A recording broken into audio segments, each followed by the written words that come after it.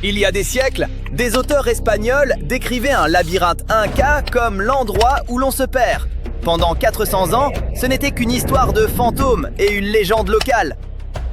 Mais les chercheurs d'aujourd'hui disposent d'appareils modernes, capables de voir à travers le sol. Et contre toute attente, ils ont découvert un labyrinthe parfaitement conçu de plus d'1,5 km. À quoi servait-il vraiment? Pouvait-on réellement s'y perdre? Eh bien, découvrons-le. Bien avant que les premiers Européens ne posent le pied en Amérique du Sud, les Incas dirigeaient déjà un immense empire. À son apogée dans les années 1400, il s'étendait sur plus de 5000 km. Mais le plus étonnant, c'est qu'ils le géraient sans écriture conventionnelle. À la place, ils utilisaient le quipu, un ensemble de cordelettes colorées nouées de différentes façons. C'était un peu comme un tableur en ficelle. Des comptables spécialisés parcouraient ces nœuds du bout des doigts pour suivre les impôts ou savoir combien de pommes de terre dormaient dans un entrepôt à des centaines de kilomètres. L'Empire est aussi célèbre pour son immense réseau routier de 40 000 km.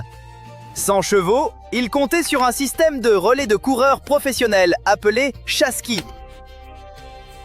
Ces gars étaient de véritables athlètes olympiques dans une course de relais quotidienne. L'un se reposait pendant que l'autre courait vers le prochain point de passage. Ainsi, ils pouvaient couvrir environ 240 km en une seule journée, transmettant messages et petits objets. Les Incas ne laissaient pas un canyon les arrêter. Ils tressaient littéralement des ponts en herbe. Ils en avaient environ 200 suspendus au-dessus de ravins, bien avant le premier pont suspendu d'Europe. Mais comme l'herbe finit par pourrir, c'était un chantier d'entretien annuel. On peut encore en voir un au pont de Queshuachaca au Pérou. Chaque juin, les villageois tressent de l'herbe fraîche en nouveaux câbles et reconstruisent tout le pont à la main. Toutes ces routes menaient au cœur de l'Empire, la capitale, Cusco.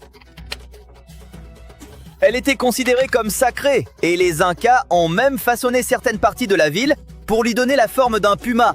La forteresse de Sacsayhuaman et ses murs étaient une prouesse d'ingénierie. Les Incas ont hissé d'énormes pierres à flanc de colline sans moteur ni câble d'acier, puis les ont assemblées comme un Tetris. Le Pérou a toujours été frappé par les séismes, d'où cette technique de sécurité. Quand le sol tremble, les pierres ne cassent pas. Elles bougent un peu comme si elles dansaient. Puis, la secousse s'arrête et les blocs reprennent leur place. C'est pour ça que les murs Incas sont toujours debout, alors que les bâtiments modernes en briques à côté se sont écroulés. Pendant des siècles, on a parlé de l'existence possible d'un réseau souterrain caché sous la ville. Mais on ne peut pas se mettre à creuser une ville moderne à la recherche d'un trésor. C'est pourquoi les chercheurs utilisent le radar à pénétration de sol, une sorte de vision à rayon X pour repérer les vides, complété par des sondages acoustiques. Les données révèlent un réseau souterrain connecté sur près de 2,5 km. Une extrémité se trouve sous le Coricancha, le temple du soleil, autrefois célèbre pour ses murs couverts de plaques d'or. L'autre extrémité pointe droit vers Sacsayhuaman, un lien secret direct entre l'hôtel le plus sacré de la ville et sa forteresse la plus puissante. Ces tunnels ne sont pas de simples boyaux. Les scans estiment des passages d'environ 2,5 m à 3 mètres de large et 1,50 m de haut. Assez grand pour y circuler debout. Cette taille montre qu'ils étaient faits pour un usage régulier. Les chercheurs pensent que les Incas les ont construits par la méthode tranchée couverte. Ils creusaient une longue tranchée peu profonde, la tapissaient de murs en pierre, posaient des dalles par-dessus, puis rebouchaient le tout et reconstruisaient la rue au-dessus.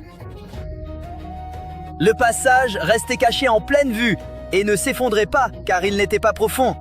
Les tunnels ne sont qu'à environ 2 à 3 mètres sous la surface, donc le poids au-dessus ne suffit pas à écraser un plafond de pierre.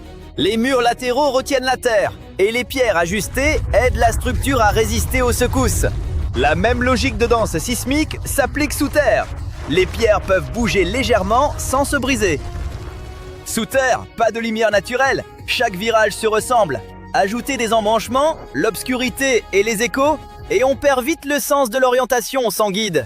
Les récits locaux disent que les entrées ont été scellées en partie parce que les gens n'arrêtaient pas de se perdre.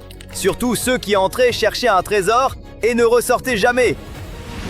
L'une des légendes les plus célèbres de Cusco raconte qu'un homme aurait trouvé une entrée ouverte il y a des siècles.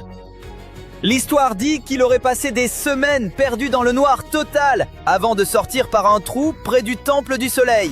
Il serait apparu en serrant un épi de maïs en or massif, puis serait mort sur place. Ah, l'ironie! Les chercheurs n'ont pas encore trouvé d'épi en or, mais le radar prouve qu'un passage correspondant à cette légende existe bel et bien.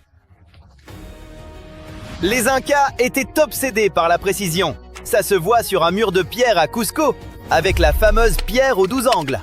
C'est un seul bloc taillé avec 12 faces si parfaitement découpées qu'il s'emboîte dans les pierres voisines sans aucun mortier.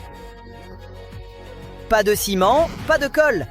Il est si bien ajusté qu'on ne peut même pas glisser une aiguille dans les joints. C'est un puzzle resté en place depuis plus de 500 ans, devenu un patrimoine culturel du Pérou.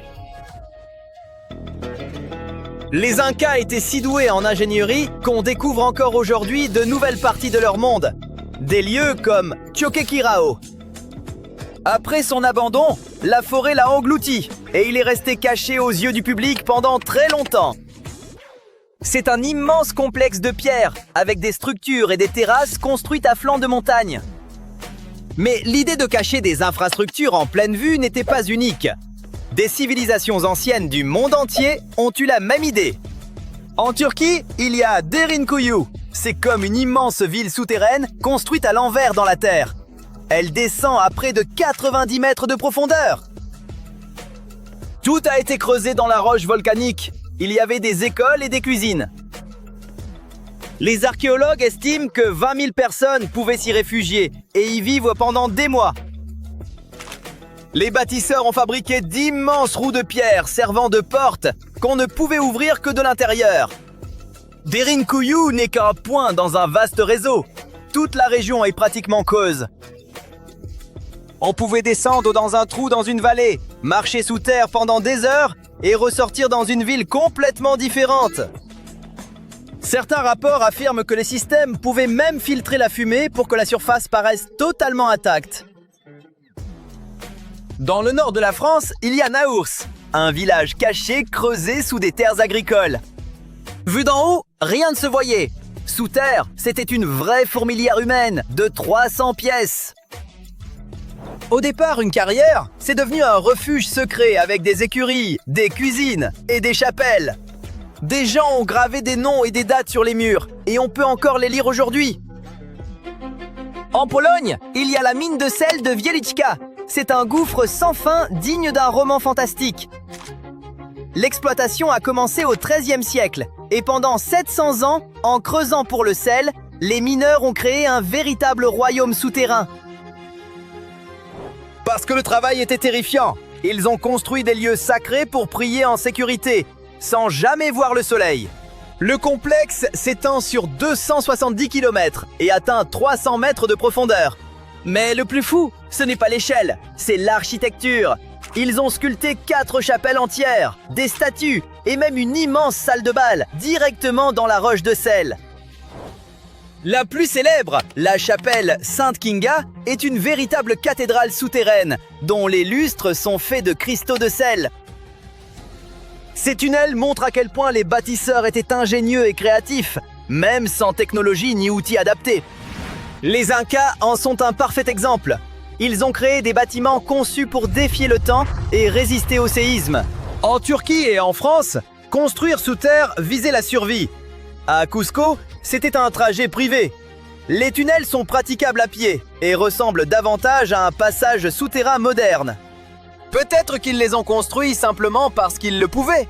Ou peut-être que le Sapa Inca, l'empereur, avait besoin d'un raccourci ou détestait vraiment les mondanités. Un pas de plus dans la mauvaise direction, et les arbalètes libéreront leurs flèches. Si vous ouvrez la mauvaise porte, vous sombrerez dans une rivière de mercure. Il est presque impossible de sortir de ce lieu, mais s'y rendre est encore plus ardu. Non, ce n'est pas le décor d'un film d'aventure sur quelques chasseurs de trésors.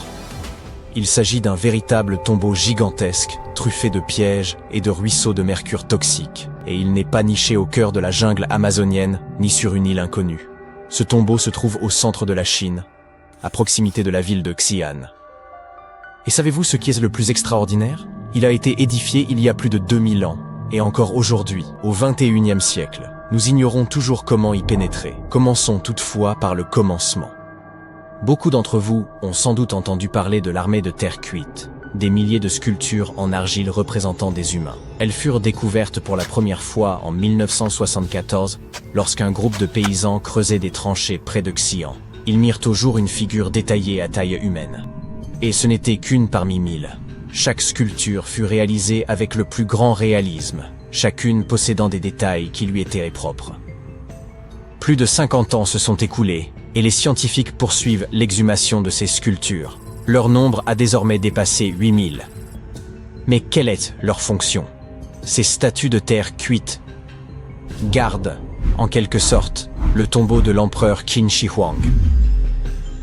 Homme d'une influence considérable en Chine, il ne fut pas seulement enterré dans un simple mausolée. Ses serviteurs érigèrent un complexe funéraire de la taille d'une petite ville. Ainsi, si des milliers de gardes en argile protègent symboliquement le lieu, il est difficile d'imaginer ce qui se trouve au centre de ce tombeau ancien et colossal. Mais découvrons d'abord qui était Qin Shi Huang, avant de nous pencher sur ses pièges périlleux. Il était le premier fils du souverain du royaume de Qin, l'un des 6 royaumes qui existaient alors sur le territoire de la Chine moderne. En 259 avant notre ère, à sa naissance, ces 6 royaumes demeuraient indépendants et séparés les uns des autres. De plus, un violent conflit les opposait depuis plus de 2 siècles. Qin Shi Huang s'avéra pourtant l'homme capable de conquérir et d'unifier tous ces royaumes. Il devint bien plus qu'un simple roi. Il fut le premier empereur de Chine. Mais comment parvint-il à accomplir l'impossible? Les catastrophes naturelles, une stratégie habile, des tactiques ingénieuses et ses propres compétences lui permirent de soumettre les 6 royaumes. Les spécialistes discutent encore de certains détails de cette réussite. Tout ce que l'on peut affirmer, c'est que Qin Shi Huang était un empereur d'une grande sagesse et d'une intelligence remarquable. Il n'est donc guère surprenant que son sépulcre se révèle si immense. Il fut enseveli dans le plus vaste et luxueux complexe funéraire de toute l'histoire de la Chine. Cette étendue, de la taille d'une petite ville, recèle de nombreuses cavernes souterraines, abritant tout ce dont un empereur pourrait avoir besoin dans l'au-delà. Dans la Chine ancienne, tout comme en Égypte, on croyait que lorsqu'un empereur quittait ce monde, il pouvait emporter avec lui les biens enterrés à ses côtés. Malheureusement, cela pouvait parfois concerner des êtres humains. Qin Shi Huang, avec discernement et sagesse, choisit cependant de recourir à des statues d'argile. Mais ce qui est le plus remarquable, c'est que les architectes et les bâtisseurs de ce complexe l'ont rendu impénétrable. L'ensemble de la zone recèle d'innombrables secrets, artefacts historiques et objets d'une valeur inestimable. Au cœur de ce tombeau se dresse un somptueux palais abritant le corps de l'empereur. Imaginez combien de trésors y sont conservés. Tous étaient destinés à rester intacts et invisibles aux yeux des autres. Et il est fort probable que nous ne puissions jamais y accéder, du moins dans un avenir proche. L'ancien historien chinois, Sima Qian, évoqua ce tombeau environ un siècle après l'inhumation de l'empereur. Il écrivit que ce lieu recelait des pièges mortels, prêts à annihiler quiconque oserait pénétrer à l'intérieur. Les ingénieurs avaient installé des arbalètes chargées de flèches et répandu une immense quantité de mercure, simulant le cours des rivières. Bien sûr, cela remonte à 2000 ans, et les arbalètes ne fonctionnent probablement plus, mais le mercure, lui, demeure éternel. Métal toxique, brillant et fluide, il est fascinant à regarder, mais à ne jamais toucher. Même une minuscule goutte peut endommager votre corps.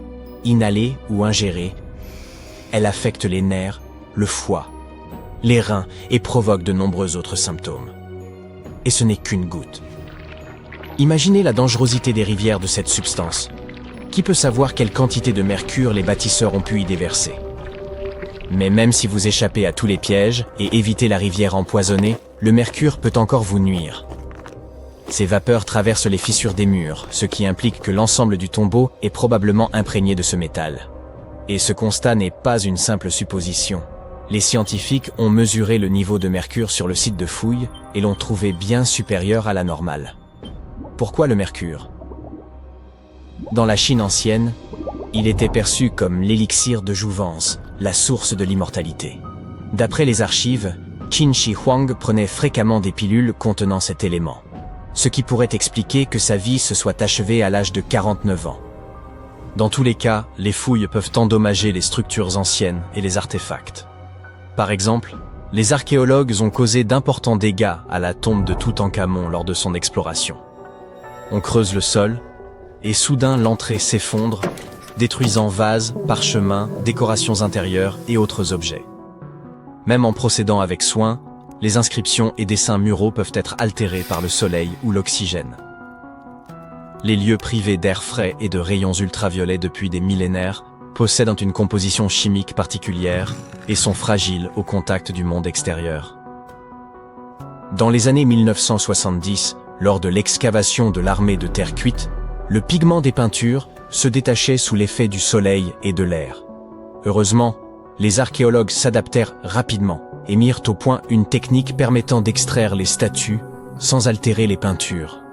Ce fut un processus long et méticuleux, mais nécessaire. Et voici pourquoi.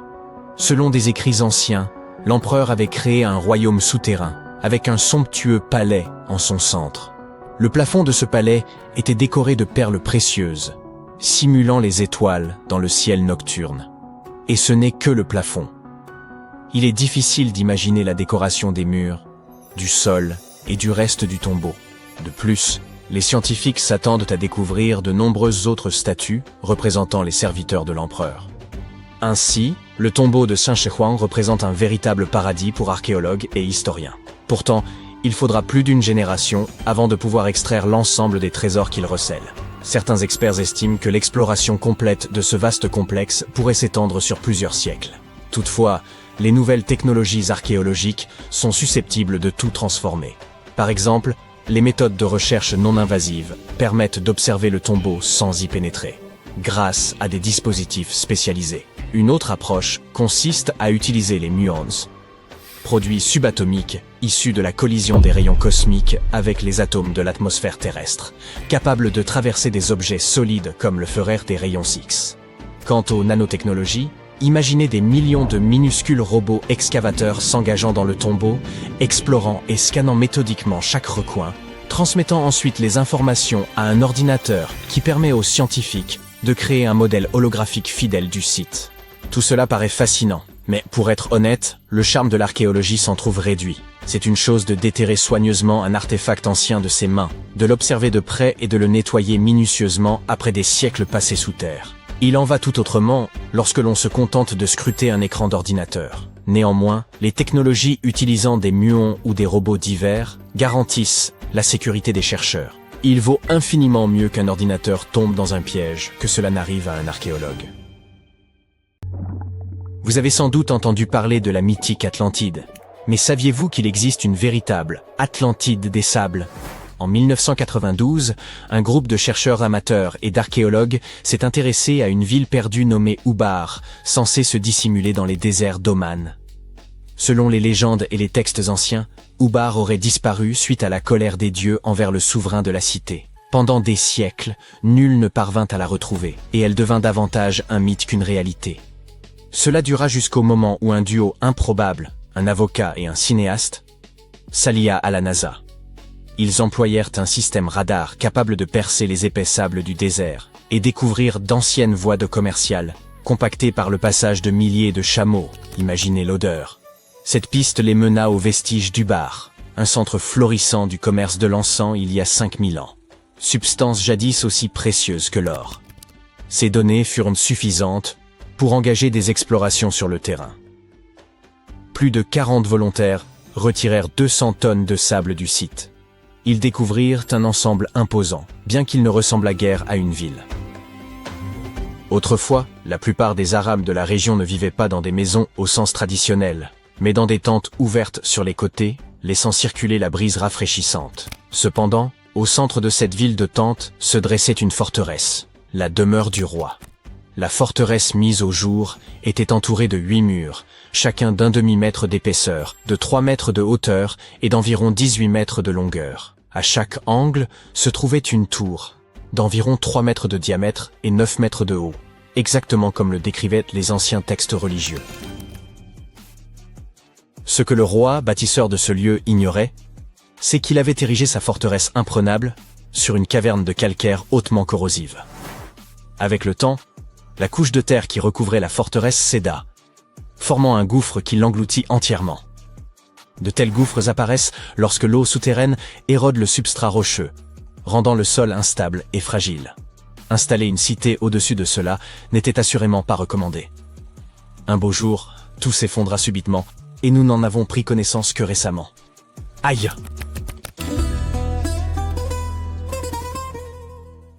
Santorini est célèbre pour ses panoramas saisissants et ses escapades romantiques, mais elle abrite également l'un des sites archéologiques les plus fascinants du monde, l'ancienne cité d'Akrotiri. Remontant à plus de 6 ou 7 000 ans, Akrotiri constituait un centre majeur de l'âge du bronze, jusqu'à ce qu'elle soit anéantie par une éruption volcanique. Tout changea pour la ville au XVIe siècle avant notre ère, lorsqu'une série de tremblements de terre la secoua. La cité resta ensevelie sous les cendres volcaniques, à l'instar de Pompéi. La date exacte de l'éruption demeure discutée, bien que certains indices apparaissent dans les motifs de croissance inhabituelle des arbres, datant d'années telles que 587 et 1160 avant notre ère. Il semble que les habitants aient rapidement emballé leurs affaires et quitté la ville, ce qui fut fort judicieux, car survint ensuite l'une des plus puissantes éruptions volcaniques des 4 derniers millénaires. Les cendres furent si épaisses que la cité resta cachée pendant des milliers d'années. La civilisation d'Akrotiri était célèbre pour son architecture monumentale et son art remarquable, parfois considérée comme la première civilisation d'Europe. Elle prospéra durant l'âge du bronze, son essor étant étroitement lié au commerce du cuivre. Cette société connut plus de 5 siècles de richesse et de prospérité.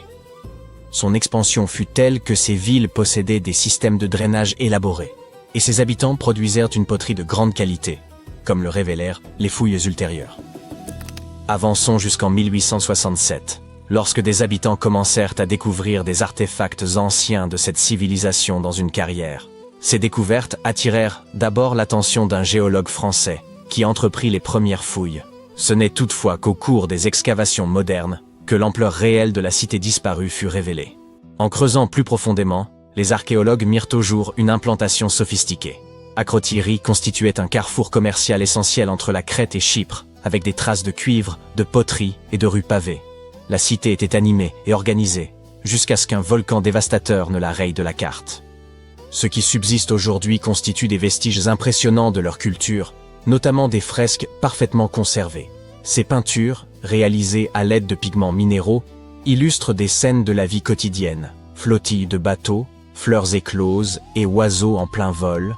De l'autre côté de l'Atlantique, le Pérou est mondialement renommé pour les majestueuses ruines de Machu Picchu. Mais il recèle un chapitre moins connu et profondément tragique de son histoire: la destruction de la ville de Yungay. En 1970, un mouvement apparemment mineur d'une plaque tectonique provoqua un séisme d'une magnitude de 7,9, engendrant une dévastation que peu auraient pu imaginer. C'était un paisible après-midi dominical, lorsque les régions d'Ancash et de la Libertad furent secouées par le tremblement de terre. L'épicentre se situait à environ 56 km au large, là où la plaque de Nazca s'enfonce sous la plaque sud-américaine. Le séisme affecta une étendue d'environ 83 000 km², soit plus grand que la Belgique et les Pays-Bas réunis. Les secousses furent si puissantes qu'elles se firent ressentir jusqu'au centre et à l'ouest du Brésil, à une distance considérable. Bien que de nombreuses localités aient subi les effets du tremblement de terre, Yungay fut la plus durement touchée. Le majestueux mont Huascarán, dominant la ville, devint funeste lorsque le séisme déclencha une avalanche gigantesque. Une masse de glace et de roches, large de 920 mètres et longue de 1600 mètres, dévala la montagne à plus de 160 km/h, entraînant boue, pierres et débris, et anéantissant tout sur son passage. En l'espace de quelques minutes, l'avalanche parcourut plus de 20 km et ensevelit Yungay sous des tonnes de neige et de boue. Plus de 25 000 personnes périrent dans cette tragédie, laissant la cité quasiment entièrement recouverte. Les autorités péruviennes ont depuis déclaré ce lieu zone de deuil national, interdisant toute fouille par respect pour les victimes. Ce qui est encore plus remarquable, c'est que quelques survivants parvinrent à se réfugier dans un abri voisin, situé sur une petite colline. Certains affirment même que le destin de la ville avait été prédit des années auparavant par un prêtre, qui mettait en garde contre la vie à l'ombre d'une montagne si instable. Bien qu'aucune preuve ne puisse confirmer ces dires, ils demeurent ancrés dans la légende locale. Aussi étrange que cela puisse paraître, cette ville américaine repose désormais au fond du lac Shasta. Ce qui importe surtout, c'est de comprendre comment elle s'y est retrouvée. Autrefois, la cité de Kennett, en Californie, comptait 40 saloons, plusieurs dizaines de commerces, un hôtel, un hôpital, une école et un opéra. Aujourd'hui, elle repose à environ 120 mètres sous la surface de l'eau. À l'origine, la ville de Kennett était une communauté minière.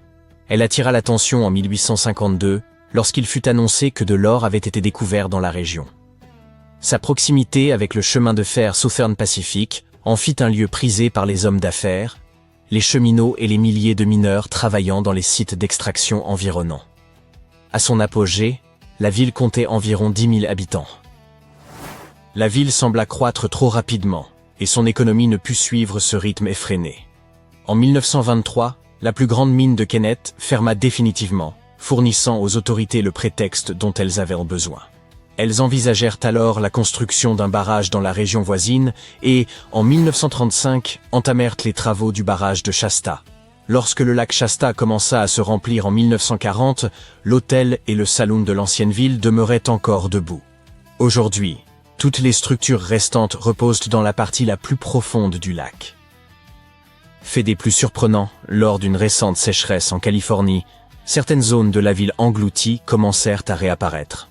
Après presque un siècle sous les eaux, d'anciens ponts, viaducs ferroviaires, tunnels et fondations de la cité émergèrent progressivement des profondeurs boueuses du lac. Stupéfiant, n'est-ce pas? Des nuages de cendres incandescentes obscurcissent le soleil. Le sol tremble, les gens courent dans tous les sens. Une éruption volcanique vient de commencer, et elle a débuté soudainement. Une petite ville côtière ensoleillée fait face à l'une des catastrophes naturelles les plus dévastatrices qui soient. La cendre retombera, la lave jaillira de la bouche du cratère, et en quelques heures, l'ancienne ville de Pompéi sera... Attendez une minute. Les gens montent dans leur voiture et s'éloignent. Ce n'est pas Pompéi, c'est une ville moderne. Hein? Une ville peut-elle être ensevelie lors d'une éruption de nos jours? Malheureusement, oui. Bienvenue à Montserrat, que l'on surnomme la Pompéi des Caraïbes. Montserrat n'est pas une ville, c'est un territoire britannique d'outre-mer situé dans les Petites Antilles, un archipel des Caraïbes. Montserrat abrite le volcan de la Soufrière, qui a transformé la vie de nombreux résidents de la capitale, Plymouth, en cauchemar en 1995. Mais de quel genre d'endroit s'agit-il? Et pourquoi des gens vivent-ils ici?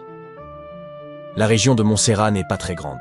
Elle est environ 6 fois moins grande que la région de Chicago, et les habitants ne sont pas très nombreux. Avant 1995, la population de Montserrat était d'environ 15 000 habitants. Ce n'est pas beaucoup, mais l'île rassemblait plusieurs cultures différentes. On y trouvait des descendants d'Irlandais, d'Africains, ainsi que des peuples autochtones. Montserrat est l'une des îles volcaniques les plus jeunes des Petites Antilles. Avant 1995, le volcan de la Soufrière avait connu une éruption, au XVIIe siècle. De nombreuses années se sont écoulées entre-temps, de sorte que les gens ne s'inquiétaient pas trop. Ils se reposaient, travaillaient, s'amusaient, faisaient des excursions en bateau vers d'autres îles, et tout cela pendant environ 300 ans. Puis, cette vie paradisiaque et sereine a pris fin. En 1995, l'activité sismique a repris. Ça a continué pendant plusieurs mois et conduit à une éruption spectaculaire en 1996. Heureusement, personne n'a été blessé, mais la véritable catastrophe a frappé en juin 1997. Quelque chose de mauvais commençait à se produire au sommet du volcan. À une altitude d'environ 915 mètres, le volcan a commencé à cracher des nuages de cendres, de la roche et des gaz chauds, libérant ses entrailles bouillantes, le tout dévalant rapidement les pentes escarpées. Les habitants étaient terrifiés. Certains avaient déjà évacué l'île à ce moment-là. Ils avaient dû quitter leur maison et partir en bateau. Mais d'autres sont restés et n'ont pas survécu. La coulée pyroclastique a détruit de nombreux bâtiments, des rues et des routes. Au cas où vous ne le sauriez pas, une coulée pyroclastique est un mélange dense et épais de cendres volcaniques, de lave et de gaz chaud, qui se déplace sous la forme d'une masse incandescente à grande vitesse. Elle brûle et détruit tout sur son passage. Ce jour-là, la coulée se déplaçait à 100 km/h, avec une température atteignant environ 800 degrés Celsius. Imaginez de l'eau bouillante. Assez chaud, n'est-ce pas? Eh bien, la température de cette coulée pyroclastique était environ 8 fois plus élevée. Une partie des habitants de l'île s'est déplacée vers le nord, et l'autre a migré vers les îles voisines. Depuis lors, Plymouth est devenue une ville fantôme. En raison de la lave solidifiée, on peut voir des bâtiments qui semblent s'être partiellement enfoncés dans le sol ou coincés dans le relief. Les rues sont désertes et les routes sont couvertes d'une épaisse couche de masse volcanique. Après l'éruption, seulement 1000 personnes sont restées sur l'île. 4500 personnes y vivent actuellement, toutes dans la partie nord, où elles sont en sécurité. Le côté sud de l'île porte maintenant le nom de zone d'exclusion. Elle est divisée en 5 parties, A, B, C, F et V, la zone la plus dangereuse. Pourquoi est-elle dangereuse? Parce que le volcan est toujours actif. De temps à autre, il crache des nuages de cendres. Il pourrait éclater avec une force dévastatrice à tout moment, mais cela n'arrête pas les amateurs de sensations fortes. Montserrat attire de nombreux touristes qui aiment se promener dans les zones pittoresques près du volcan actif. Les gens adorent aussi la ville fantôme. Les toits des maisons, les flèches et les restes de la tour de l'horloge dépassent de la lave solidifiée. Les fenêtres cassées avec des rideaux déchirés et les anciens hôtels délabrés fascinent les visiteurs. Vous pouvez profiter de la magnifique partie tropicale au nord de l'île et voir le spectacle apocalyptique dans sa partie sud. Les habitants promeuvent activement le tourisme et présentent leur île comme la Pompéi des Caraïbes. Souhaiteriez-vous visiter cet endroit? Vivre à côté d'un cratère est assez risqué, mais imaginez vivre à l'intérieur d'un volcan. À environ 350 km au sud de Tokyo, il y a une magnifique île appelée Aogashima, dont la majeure partie est occupée par un volcan actif. Comment donc les gens peuvent-ils vivre à l'intérieur d'un volcan sans avoir peur? La réponse est simple. C'est un endroit magnifique. En outre, la dernière éruption majeure a eu lieu à la fin du XVIIIe siècle. Et les gens ne vivent pas directement à l'intérieur du cratère. Ce serait trop. Il y a un petit village à l'intérieur de la paroi extérieure du cratère, loin de l'activité géothermique et assez loin du pic dangereux. Mais c'est quand même un endroit assez extrême. La population de l'île est d'environ 170 personnes, et personne ne prévoit de partir. Ici, vous ne trouverez qu'un seul magasin, un bureau de poste, un camping gratuit, quelques maisons d'hôtes et 3 bars. C'est donc plutôt douillet, d'autant que nous parlons d'un véritable paradis de verdure. Mais en 1785, ce paradis ressemblait à Pompéi au moment de sa grande catastrophe. Selon les récits et les archives conservées, les premiers tremblements se produisirent vers le 18 mai. C'était un avertissement du désastre imminent. À cette époque, 327 habitants vivaient à Aogashima. On ne sait pas quelle importance ils ont accordée aux premières secousses, mais on sait qu'ils ont continué à vivre paisiblement pendant encore quelques semaines.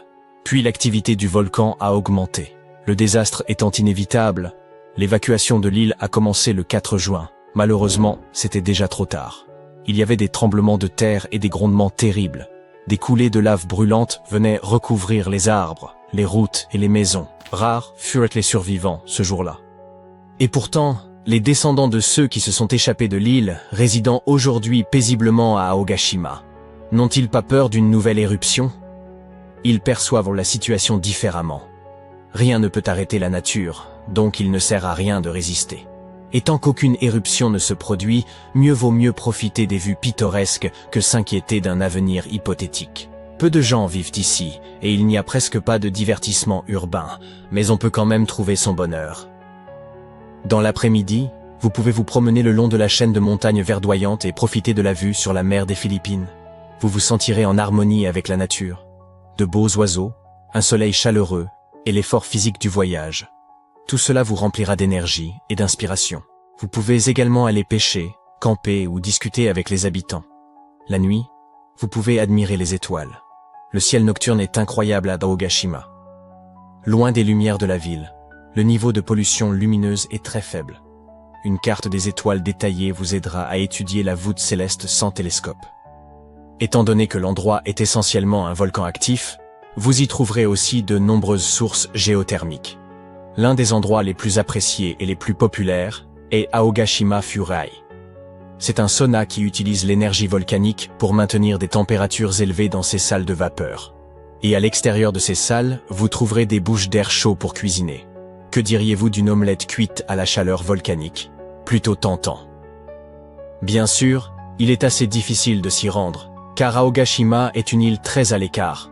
Vous devez d'abord atteindre la plus grande île voisine, Hachijojima. Il y a des vols réguliers depuis Tokyo. Vous pouvez également choisir un voyage plus romantique et prendre un ferry de nuit. Le trajet ne dure que 2h30 en bateau de Hachijojima à Aogashima. Mais si vous avez suffisamment d'argent, vous pouvez vous offrir un trajet en hélicoptère qui ne dure qu'une vingtaine de minutes. Il ne serait pas surprenant que vous ayez envie de rester sur cette île pour toujours après l'avoir visitée. Entre une vie calme dans la nature et l'agitation de la jungle urbaine et bétonnée, que choisiriez-vous? Mais n'oubliez pas qu'à tout moment, vous pouvez sentir le sol trembler. Espérons cependant qu'il n'y aura pas d'éruption prochainement. Ils y sont enfin parvenus. Après 3 siècles de quête, des archéologues ont identifié l'emplacement de la mystérieuse terre du jaguar blanc. Une cité maya tapie au cœur des jungles mexicaines. Tout débuta véritablement au XVIe siècle avec les Lacandons, irréductibles descendants des Mayas, doués d'une exceptionnelle résilience. Lorsque leur capitale principale, la Camtún, tomba aux mains des Espagnols en 1586, beaucoup auraient mal considéré la cause perdue. Eux pourtant se replièrent plus profondément dans la forêt tropicale et édifièrent leur ultime bastion, Sac-Balan, une place fortifiée dissimulée, faite de temples de pierre, de sentiers tortueux noyés dans la jungle et de singes hurleurs jouant les sentinelles tapageuses. Durant plus d'1 siècle, ils y préservèrent leurs traditions, loin de toute domination européenne. Puis, en 1695, l'histoire revint brusquement frapper à leurs portes. Un missionnaire espagnol nommé Diego de Rivas tomba droit sur Sac-Balan. Ce fut le début d'un irrévocable déclin, car les Espagnols ne tardèrent pas à en prendre le contrôle. En 1721, les Mayas abandonnèrent le site, et la jungle récupéra aussitôt ses droits. Racines éventrant les murs, lianes étouffant les places. La cité ne s'évanouit pas, elle fut littéralement dévorée par la nature. Durant les 3 siècles suivants, Sac-Balan devint davantage un mythe qu'un souvenir tangible. Un nom qu'archéologues et explorateurs mentionnaient à voix basse, nourrissant l'espoir secret de l'apercevoir un jour. Bien des expéditions tentèrent de la retrouver, mais la forêt tropicale se révélait perfide. Chaque sentier paraissait identique, l'humidité réduisait les cartes en lambeaux, et même le GPS s'avérait impuissant sous l'épaisse voûte végétale. C'était comme chercher une aiguille dans une botte de foin, sauf que la botte était vivante, hérissée d'épines, et peuplée de jaguars prêts à faire de vous leur repas. Comment alors les scientifiques ont-ils percé l'énigme? Grâce à un unique élément, une lettre du XVIIe siècle. Dans ce document, Diego de Rivas décrivait en détail les routes, rivières et sentiers menant à Sac-Balan.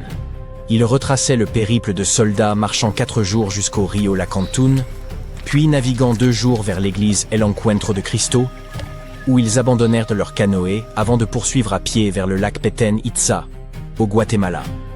Ces indications étaient déjà très précieuses. Mais les chercheurs voulurent déterminer l'emplacement précis en recourant au système d'information géographique, SIG. Ils intégrèrent les différentes couches de végétation et la charge portée par chaque homme, afin de délimiter la zone où Sac-Balan devait probablement se trouver. Le calcul fut concluant. Guidés par ces résultats, les archéologues se frayèrent un chemin dans la jungle et découvrirent des temples de pierre surgissant du sol tels des dents brisées, ainsi que des outils, des céramiques et même une église espagnole nichée au cœur des vestiges. Cette découverte ne se résume pas à de simples ruines spectaculaires, elle réécrit l'histoire. On pensait que les Lacandons s'étaient dispersés après la chute de la Camtún, Mais Sac-Barlan démontre qu'ils se sont réorganisés, qu'ils ont résisté et préservé leur culture durant plus d'un siècle. C'est comme retrouver le dernier chapitre d'un récit que l'on croyait inachevé. L'ironie est frappante. Le missionnaire espagnol qui dévoila Sac-Barlan contribua à sa perte. Et pourtant sa lettre permit, bien plus tard, de lui rendre mémoire. Aujourd'hui, les ruines reposent au sein d'une réserve de biosphère, protégées par la même jungle qui les cachait autrefois. On ne peut s'y aventurer à la légère. La nature y est âpre et foisonnante. La cité respire à nouveau, mais selon ses propres lois. Des scientifiques ont récemment mis au jour une autre cité perdue, enfouie sous les jungles denses du Mexique depuis 6 siècles. Cette ville, nommée Guyengola, est immense. Environ 360 hectares, plus de 1100 bâtiments, 4 kilomètres de murs défensifs, un réseau de routes et un plan urbain remarquablement structuré. En raison de son isolement profond, il aurait été impossible de mesurer son étendue sans des années d'exploration. Mais c'est là que la technologie moderne intervint. Grâce au lidar, un outil de balayage laser, les chercheurs survolèrent le site et obtinrent, en seulement 2 heures, une carte 3D complète de l'ancienne cité. Guyengola fut construite entre 1350 et 1121, à l'époque précolombienne, et grouillait autrefois de vie. Elle constituait un centre majeur pour le peuple zapotèque, présent dans la région depuis environ 600 avant notre ère. Les familles y résidaient dans des maisons organisées autour de vastes patios centraux, entourés de pièces qu'elles étendaient à chaque naissance, prolongeant ainsi leurs habitations. Elles employaient également les montagnes voisines comme rempart naturel et détournaient les eaux de ces reliefs pour assurer le drainage. De nombreux édifices subsistent encore, un fait remarquable au regard des siècles écoulés. À la fin du XVe siècle, les Zapotèques étaient une puissance incontestée le long de la côte pacifique, repoussant même les ambitions expansionnistes des Aztèques. À Guyengola, ils résistèrent à un siège implacable de 7 mois. Toutefois, l'abri offert par les montagnes restait incomplet. L'eau douce et les terres cultivables faisèrent défaut. À moins de 20 km, la ville plus petite de Tehuantepec offrait ses ressources nécessaires, et les Zapotèques s'y installèrent peu avant l'arrivée des Espagnols en 1521. Les découvertes actuelles ne constituent que la partie émergée de l'iceberg. Le scan LIDAR révéla plus d'1 millier de bâtiments, et les archéologues envisagent plusieurs années de recherche. Plutôt que de tout exhumer et risquer des dommages, ils continueront à étudier la cité grâce à des technologies de balayage avancées. À présent, rendons-nous en Égypte, où des archéologues ont mis au jour une ville perdue entière, nommée Imet, nichée dans le delta oriental du Nil. Elle était enfouie sous des couches de boue, d'eau et de siècles d'histoire, dissimulée dans un marécage en perpétuelle mutation. Les scientifiques l'aperçurent d'abord d'en haut, sous forme de petits amas de fondations en briques de terre, à peine perceptibles sur les images satellites. Les formes, fragiles et fantomatiques, étaient toutefois trop ordonnées pour être naturelles. Ils suivirent ces motifs sur le terrain, commencèrent à creuser, et la cité reprit progressivement vie. Les archéologues ont mis au jour des maisons-tours, à plusieurs étages, véritables mini-gratte-ciel de l'Antiquité. Dotées de niveaux multiples et de fondations robustes, elles pouvaient supporter des charges importantes. Ce type d'habitation verticale est extrêmement rare en Égypte, surtout hors du delta du Nil, et démontre que les habitants d'Imet ne se limitaient pas à l'étalement au sol, mais construisaient également vers le ciel. La ville apparaissait ainsi densément peuplée, soigneusement planifiée et bien plus urbaine qu'on ne l'imaginait pour l'époque. Mais il ne s'agissait pas seulement de résidences sophistiquées. Un complexe de transformation des céréales a été découvert, avec zones pavées de travail, enclos pour animaux et espaces méthodiquement organisés pour la production alimentaire. La cité possédait donc une véritable économie. Non loin de là, une voie cérémonielle menait au temple d'Ouadjé, sa divinité tutélaire. Plus tard, d'autres constructions furent édifiées sur cette route, témoignant du déclin progressif du culte. Les vestiges ont également révélé des reliques remarquables. Une petite figurine funéraire en faïence verte, une stèle représentant Harpocrate, incarnation grecque d'Horus, le dieu du silence, des secrets et du soleil naissant. perchés sur des crocodiles et tenant des serpents. Et même un sistre en bronze, instrument de musique ancien orné des doubles têtes d'Hathor. Des découvertes tout à fait impressionnantes. Il apparaît qu'Hymès fut occupé dès le IVe siècle avant notre ère, de la période tardive jusqu'à l'époque romaine. Sa position le long de routes commerciales en faisait un centre attractif pour marchands et pèlerins se rendant au temple d'Ouadjé. La ville ne se contentait donc pas de subsister. Elle prospérait, se connectait, commerçait et s'adaptait aux évolutions de son temps. Bien plus qu'une ruine poussiéreuse, Hymès nous ouvre une fenêtre sur la vie quotidienne, la religion et l'organisation urbaine du delta, domaine jusqu'ici moins connu que les grandes pyramides et autres tombeaux.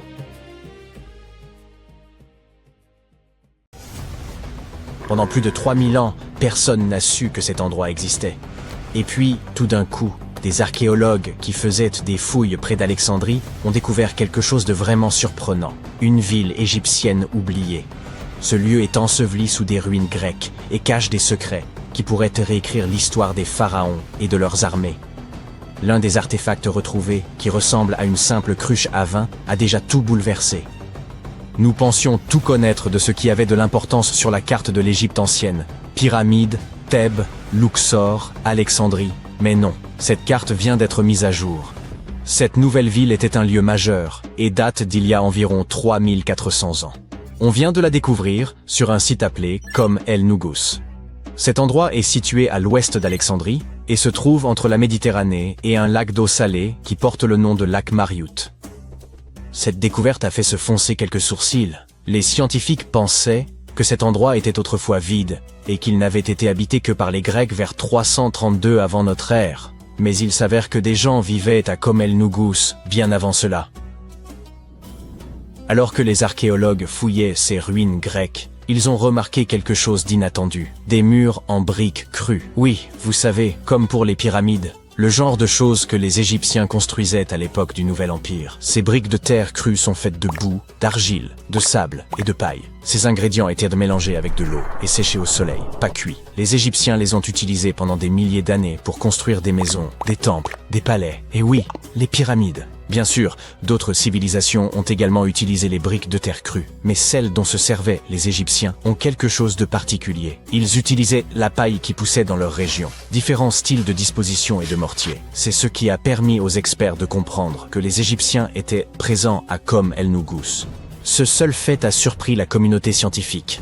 Mais ensuite, ils ont trouvé d'autres choses. Toute une rue, des structures enterrées, et même un temple construit par Ramsès le Grand lui-même. Son nom parle de lui-même. Ce gars fut l'un des pharaons les plus célèbres de toute l'histoire du royaume. Il a régné sur l'Égypte ancienne pendant 66 ans, a mené de grandes batailles, et il adorait construire toutes sortes de choses, comme ce temple. Les gens l'aimaient tellement que les pharaons suivants ont littéralement prétendu être lui et ont inscrit son nom sur leurs bâtiments. C'est alors que les archéologues ont compris qu'ils n'étaient pas en train d'examiner de simples briques dans un village. C'était toute une ville enfouie. Ils se sont immédiatement mis à creuser davantage. Et il s'est avéré que tout ça avait été finement planifié. Le lieu avait été construit avec beaucoup de soin. Les rues avaient des drains pour empêcher la pluie de venir détériorer les murs en briques crues. Il y avait aussi de petites chapelles funéraires avec des inscriptions dédiées aux soldats. Cela suggère que cet endroit était peut-être une base militaire. Et cela change énormément de choses. Dans l'Égypte ancienne, quand l'armée arrivait, c'était pour une raison. Alors, de quoi s'agissait-il? Protection, conquête, contrôle de quelque chose d'important. Dans le cas de cette ville, on pense que c'est le vin, l'eau et le commerce, à la lisière du désert, qui avaient fait marcher l'armée. Le plus fou, c'est que nous ne connaissons pas encore exactement l'ampleur de ce site. L'équipe n'en a découvert qu'une partie jusqu'à présent. Il pourrait y avoir des fortifications, des entrepôts, des bâtiments administratifs et plus de structures religieuses et royales sous toute cette terre. Nous ne savons pas non plus comment cette ville s'appelait dans les temps anciens. Son nom est encore enterré, mais on pourrait le découvrir un jour, peut-être à l'intérieur d'un mur, peut-être sur un parchemin, peut-être sur une autre cruche cassée. L'un de ces pichets s'est déjà avéré être une merveille fascinante. Un morceau de peau en céramique, appelé amphore, portait un sceau royal pressé dessus, et ce sceau portait le nom de Méritaton. La princesse Méritaton n'était pas n'importe qui. Elle était la fille aînée de la reine Néfertiti et une des sœurs aînées du roi Toutankhamon. Oui, c'est exact. Néfertiti et Toutankhamon ont bien leur place dans cette histoire. Tout cela s'est déroulé environ un siècle avant que Ramsès le Grand ne construise l'un de ses temples ici. Il semble que la ville ait été fondée à l'époque d'un autre pharaon, le pharaon Akhenaton, époux de la reine Néfertiti, père de la princesse Méritaton et du futur roi Toutankhamon. Ce gars, Akhenaton, était un peu imprévisible. C'était le genre de personne qui devient vraiment bizarre quand il s'agit de ses lubies. Il essaya de changer complètement la religion de l'Égypte, forçant tout le monde à adorer le disque solaire, Aton, au lieu des divinités habituelles. En gros, il dit à tout le royaume que leur mythologie était fausse, et qu'à partir de maintenant, il n'y aurait plus d'Osiris, plus de Thoth ni de Seth, seulement la lumière brute du soleil. Eh oui, cette époque porte le nom de période amarnienne. Et il s'est donné à fond. Il a changé son nom, construit une toute nouvelle capitale, Amarna, au milieu du désert, redessiné des temples, réécrit des hymnes, et même interdit les images religieuses traditionnelles. Même l'art est devenu fou à l'époque. Les gens ont commencé à avoir des têtes allongées, des bourrelets ventraux, et toute cette humanité et vulnérabilité fut gravée dans la pierre. C'était délibérément bizarre. Il voulait montrer que les membres de sa famille n'étaient pas des dieux parfaits, mais des vaisseaux humains de lumière divine. Tout le monde devait sourire maladroitement et faire semblant, parce qu'il était le pharaon, après tout. Le plus farfelu, c'est qu'après son règne, son fils Toutankhamon a inversé tout ce qui était lié au disque solaire. Il a littéralement changé son nom de Toutankhaton, ce qui signifie « image vivante de l'Aton », le disque solaire en Toutankhamon, ce qui signifie « image vivante d'Amon », l'une des grandes divinités anciennes. Le roi Toutankhamon a donc ramené les anciennes divinités, rouvert les temples et effacé autant que possible l'héritage d'Akhenaton. On dirait que sa famille n'aimait pas vraiment le culte du soleil, après tout.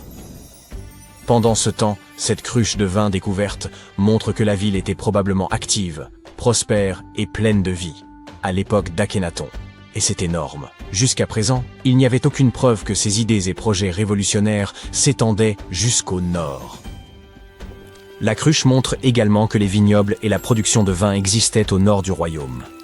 Le vin était vraiment une affaire de grande importance, justifiant l'établissement d'une base militaire. La princesse Méritaton a très probablement utilisé cette cruche. Tout comme son frère, elle est née sous le signe du soleil et fut nommée d'après celui-ci. Son nom, également orthographié Méritaton, signifie « bien-aimé de l'Aton ».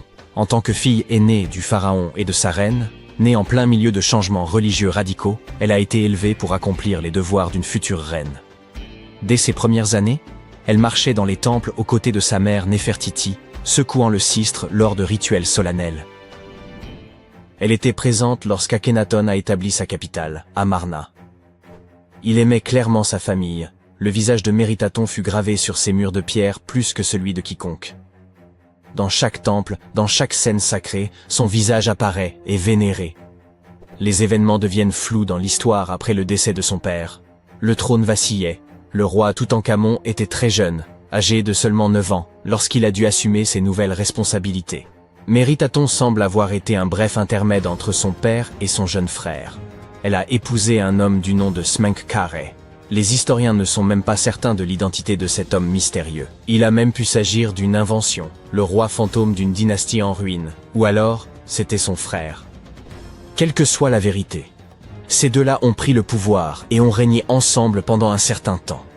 Méritaton a obtenu le titre de grande épouse royale, un titre d'un pouvoir immense. Mais Smenkhkare a été un souverain de très courte durée. Il est décédé après environ 1 an seulement. Certains historiens émettent l'hypothèse que Méritaton était la véritable dirigeante, la pharaone informelle, car son frère était encore trop jeune. Certaines théories suggèrent même qu'elle a élevé Toutankhamon, et qu'elle est devenue une sorte de reine régente, éduquant l'enfant qui restaurerait plus tard l'ordre ancien.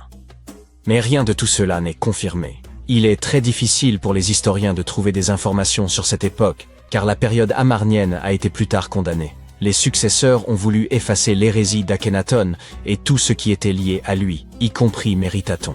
Ainsi, même si elle a régné, même si elle a éduqué Toutankhamon, ils ont tout fait pour l'enterrer dans les sables de l'histoire. Quoi qu'il en soit, peut-être que cette nouvelle ville nous en dira plus sur les mystères de la période amarnienne, l'une des périodes les plus chaotiques de l'Égypte ancienne. Au cœur d'une grotte glacée en Roumanie, des scientifiques ont extrait une couche de glace vieille de 5000 ans. À l'intérieur, une bactérie qui adore le froid dormait. Elle est revenue à la vie et a résisté à certains de nos antibiotiques les plus puissants. Alors, si la glace peut préserver quelque chose comme ça, sommes-nous en danger à mesure que la planète se réchauffe et que les glaces anciennes commencent à fondre? La glace, c'est comme une bibliothèque qui archive les hivers. Chaque nouvelle chute de neige ou goutte d'eau qui gèle ajoute une couche supplémentaire.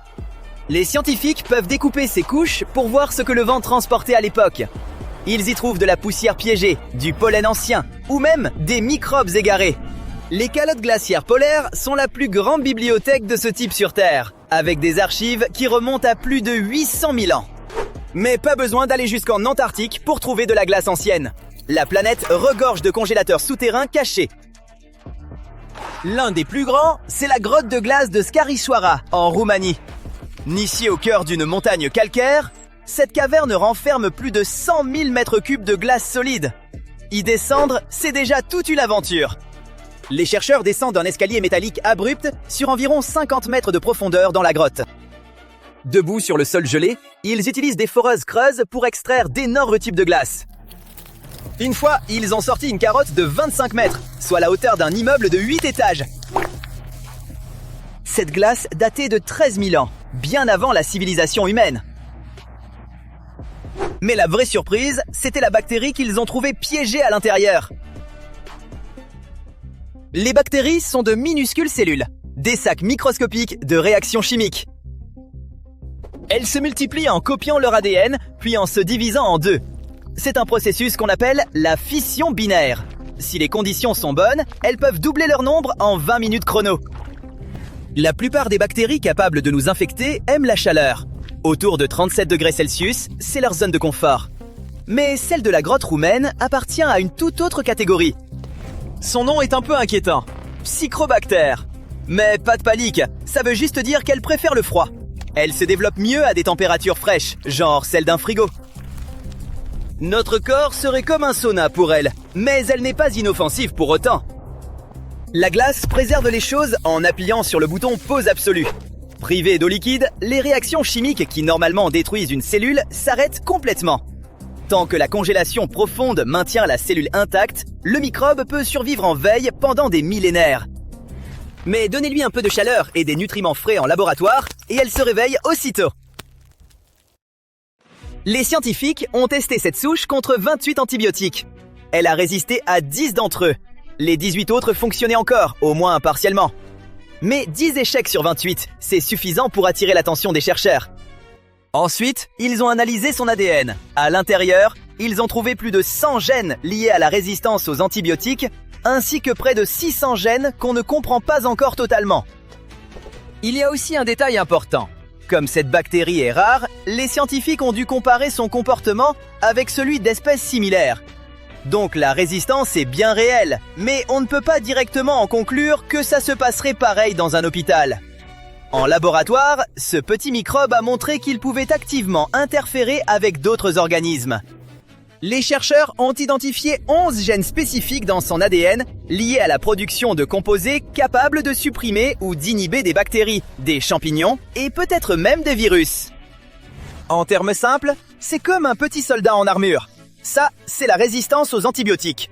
Mais il transporte aussi des bombes aérosols dans son sac, capables d'endommager d'autres microbes. Ce n'est pas inhabituel dans la nature. Les microbes sont en compétition permanente et beaucoup survivent en fabriquant des molécules qui éliminent leurs rivaux. C'est d'ailleurs comme ça que beaucoup de nos antibiotiques ont été découverts à l'origine. Cette souche possède donc deux caractéristiques importantes. Elle tolère certains antibiotiques et elle peut produire ses propres composés antimicrobiens. Cette combinaison n'en fait pas un organisme invincible capable d'anéantir l'espèce humaine. Mais ça signifie qu'elle possède des outils biologiques qui ont évolué bien avant que les humains ne commencent à fabriquer des médicaments. Voilà ce qui rend des bactéries comme celle-ci potentiellement problématiques. Pas parce qu'elle peut foncer dans votre sang et y établir une colonie. Elle n'est pas faite pour la chaleur du corps humain. Le vrai casse-tête vient de la façon dont les bactéries se comportent entre elles. Elles échangent activement des améliorations génétiques, pas comme des footballeurs échangeant leur maillot, mais comme des entraîneurs partageant leurs tactiques. Les bactéries se transmettent de petits anneaux d'ADN appelés plasmides, qui contiennent des instructions de survie supplémentaires. D'autres fois, les microbes récupèrent simplement du code génétique qui traîne dans leur environnement, un peu comme trouver un portefeuille par terre. Le résultat ? On ne veut surtout pas que ces gènes de résistance aux antibiotiques finissent dans une bactérie moderne qui prospère chez l'humain. Créer un super microbe demande un enchaînement d'événements très malchanceux. Le germe ancien doit transmettre son ADN à un germe moderne. Ensuite, le nouvel hôte doit réellement l'assimiler. La plupart du temps, ce processus échoue. Mais le réchauffement de la planète pourrait changer la fréquence de ces rencontres accidentelles. Plus de brassage signifie plus de chances pour ces améliorations. Et on n'a pas besoin de deviner comment le dégel peut causer des problèmes, parce qu'on a déjà un exemple concret. En 2016, une vague de chaleur a frappé la péninsule de Yamal en Sibérie, avec des températures rapportées autour de 35 degrés Celsius. Autant dire un temps de plage pour un endroit censé rester gelé. Peu après, une épidémie d'anthrax est apparue chez les rennes locaux. Et il y a aussi eu des infections humaines. L'anthrax est une maladie causée par une bactérie appelée Bacillus anthracis. Cette bactérie a un tour de survie. Quand les conditions deviennent difficiles, elle peut se transformer en spore. Elle entre en mode veille et reste comme ça pendant des décennies. La chaleur a contribué à dégeler le sol perturbé qui gardait ses spores scellés. Et une fois que les animaux en pâturage les ont rencontrés, tout le cycle a recommencé. Mais les bactéries ne sont pas les seuls microbes que le froid peut préserver. Les virus aussi peuvent s'en sortir. Des scientifiques ont effectivement extrait d'anciens virus géants du pergélisol sibérien. Ils ont gagné ce nom pour une raison très littérale. Les virus normaux sont si incroyablement petits qu'il faut un microscope électronique ultra perfectionné juste pour en voir un contour flou. Les virus géants sont énormes. Ils dépassent certaines bactéries en taille.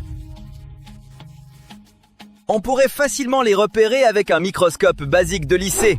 Et après 30 000 ans à l'intérieur d'un bloc de glace, les chercheurs les ont ramenés à la vie avec succès. Les virus ont immédiatement envahi des cellules vivantes et ont commencé à se reproduire. Par précaution, l'équipe a utilisé de simples amibes comme cobayes au lieu de cellules humaines. Mais si on peut faire ça avec un virus aussi ancien, pourrait-il y avoir d'autres virus dans le pergélisol ? Peut-être quelque chose qui cible les animaux, voire les humains ? La réponse courte, c'est exactement ça, peut-être. Mais attendez, pas besoin de construire un bunker pour l'instant. Les virus sont des spécialistes biologiques. Ce sont des mangeurs extrêmement difficiles. Pour affecter une cellule, un virus doit s'accrocher à sa surface comme une clé qui entre dans une serrure.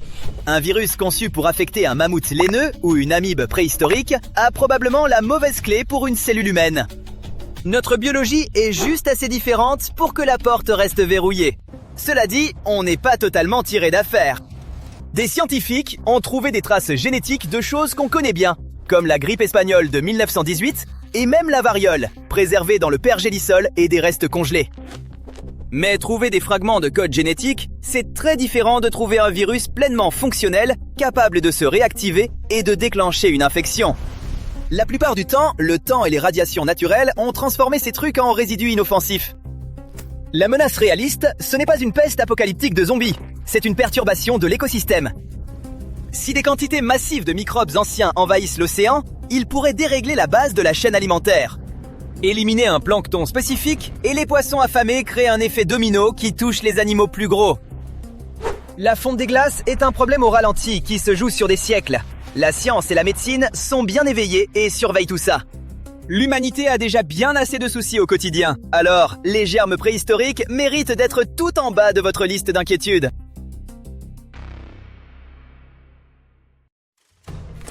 Sous les sables de Luxor, les chercheurs ont mis au jour ce qui semblait n'avoir jamais dû ressurgir. Plus d'1 millier de blocs de pierre finement ornés, vestiges du temple en ruine d'une femme pharaon. Cette découverte soulève des questions troublantes. Pourquoi ce sanctuaire fut-il anéanti? Et qui était donc cette femme? Elle s'appelait Hatshepsut, et l'on reconnaît aujourd'hui en elle l'une des figures les plus remarquables de l'ancienne monarchie égyptienne, bien que l'histoire ait longtemps failli l'effacer. Elle régna au sein de la 18e dynastie, entre 1479 et 1458 avant notre ère. Elle se distingua par de vastes projets architecturaux, des campagnes militaires victorieuses et des échanges commerciaux florissants. Elle fut par ailleurs l'une des rares femmes à avoir porté le titre de pharaon.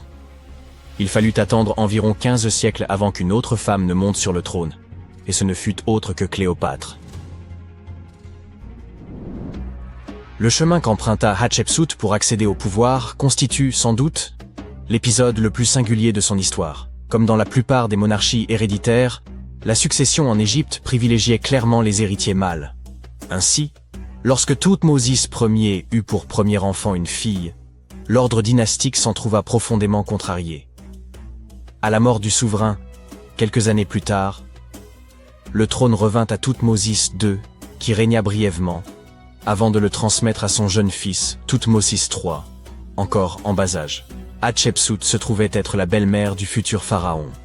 Elle endossa donc naturellement le rôle de régente auprès de son beau-fils, trop jeune pour gouverner. Mais au bout de 7 années, elle prit une initiative sans précédent. Elle s'empara du pouvoir suprême et s'autoproclama pharaon d'Égypte. Il ne s'agissait pas d'une simple ambition personnelle. Hatshepsut avait pleinement conscience que, pour asseoir son autorité, elle devait se faire reconnaître comme souverain légitime. Elle adopta donc les attributs royaux dans leur intégralité, y compris la barbe postiche symbolique des pharaons. Statues et hiéroglyphes la représentaient fréquemment en homme, arborant le pagne traditionnel et la coiffe sacrée. Ce n'était toutefois nullement un déguisement. Les spécialistes s'accordent à dire qu'elle n'a jamais cherché à dissimuler son identité. Sur ces statues, on retrouve fréquemment des titres féminins comme « fille de Ré », ainsi que des formules grammaticales mêlant les genres, à l'instar de « Sa Majesté » elle-même. Par ses choix, elle signalait clairement qu'en dépit de l'adoption des symboles royaux masculins, elle assumait pleinement sa condition de femme. Mais cette stratégie ne suffisait pas. Afin de légitimer son autorité, elle imagina une généalogie d'origine divine soigneusement construite. Elle déclara que le dieu Ammon, prenant l'apparence de son père Thoutmôsis Ier, s'était uni à sa mère, faisant d'elle l'issue de l'union céleste. Cette revendication était loin d'être anodine. Les pharaons étant perçus comme des dieux sur terre, le fait de s'associer à Ammon renforçait considérablement la légitimité de son ascension. Les bas-reliefs des temples figuraient de cette naissance divine, Ammon la désignant comme son héritière légitime. Ces récits n'étaient pas de simples mythes, mais des instruments politiques destinés à asseoir son autorité sans contestation. Elle adopta en outre un nouveau nom, Mat-Kare, que l'on peut traduire par « la vérité est l'âme du dieu soleil ». Le concept de Maat occupait une place essentielle dans la pensée religieuse égyptienne, incarnant l'ordre, la justice et l'harmonie sacrée. Il appartenait au pharaon de faire régner ce principe pour préserver l'équilibre du royaume. En choisissant ce nom, Hatshepsut affirmait son statut de souveraine légitime, investie d'un devoir sacré.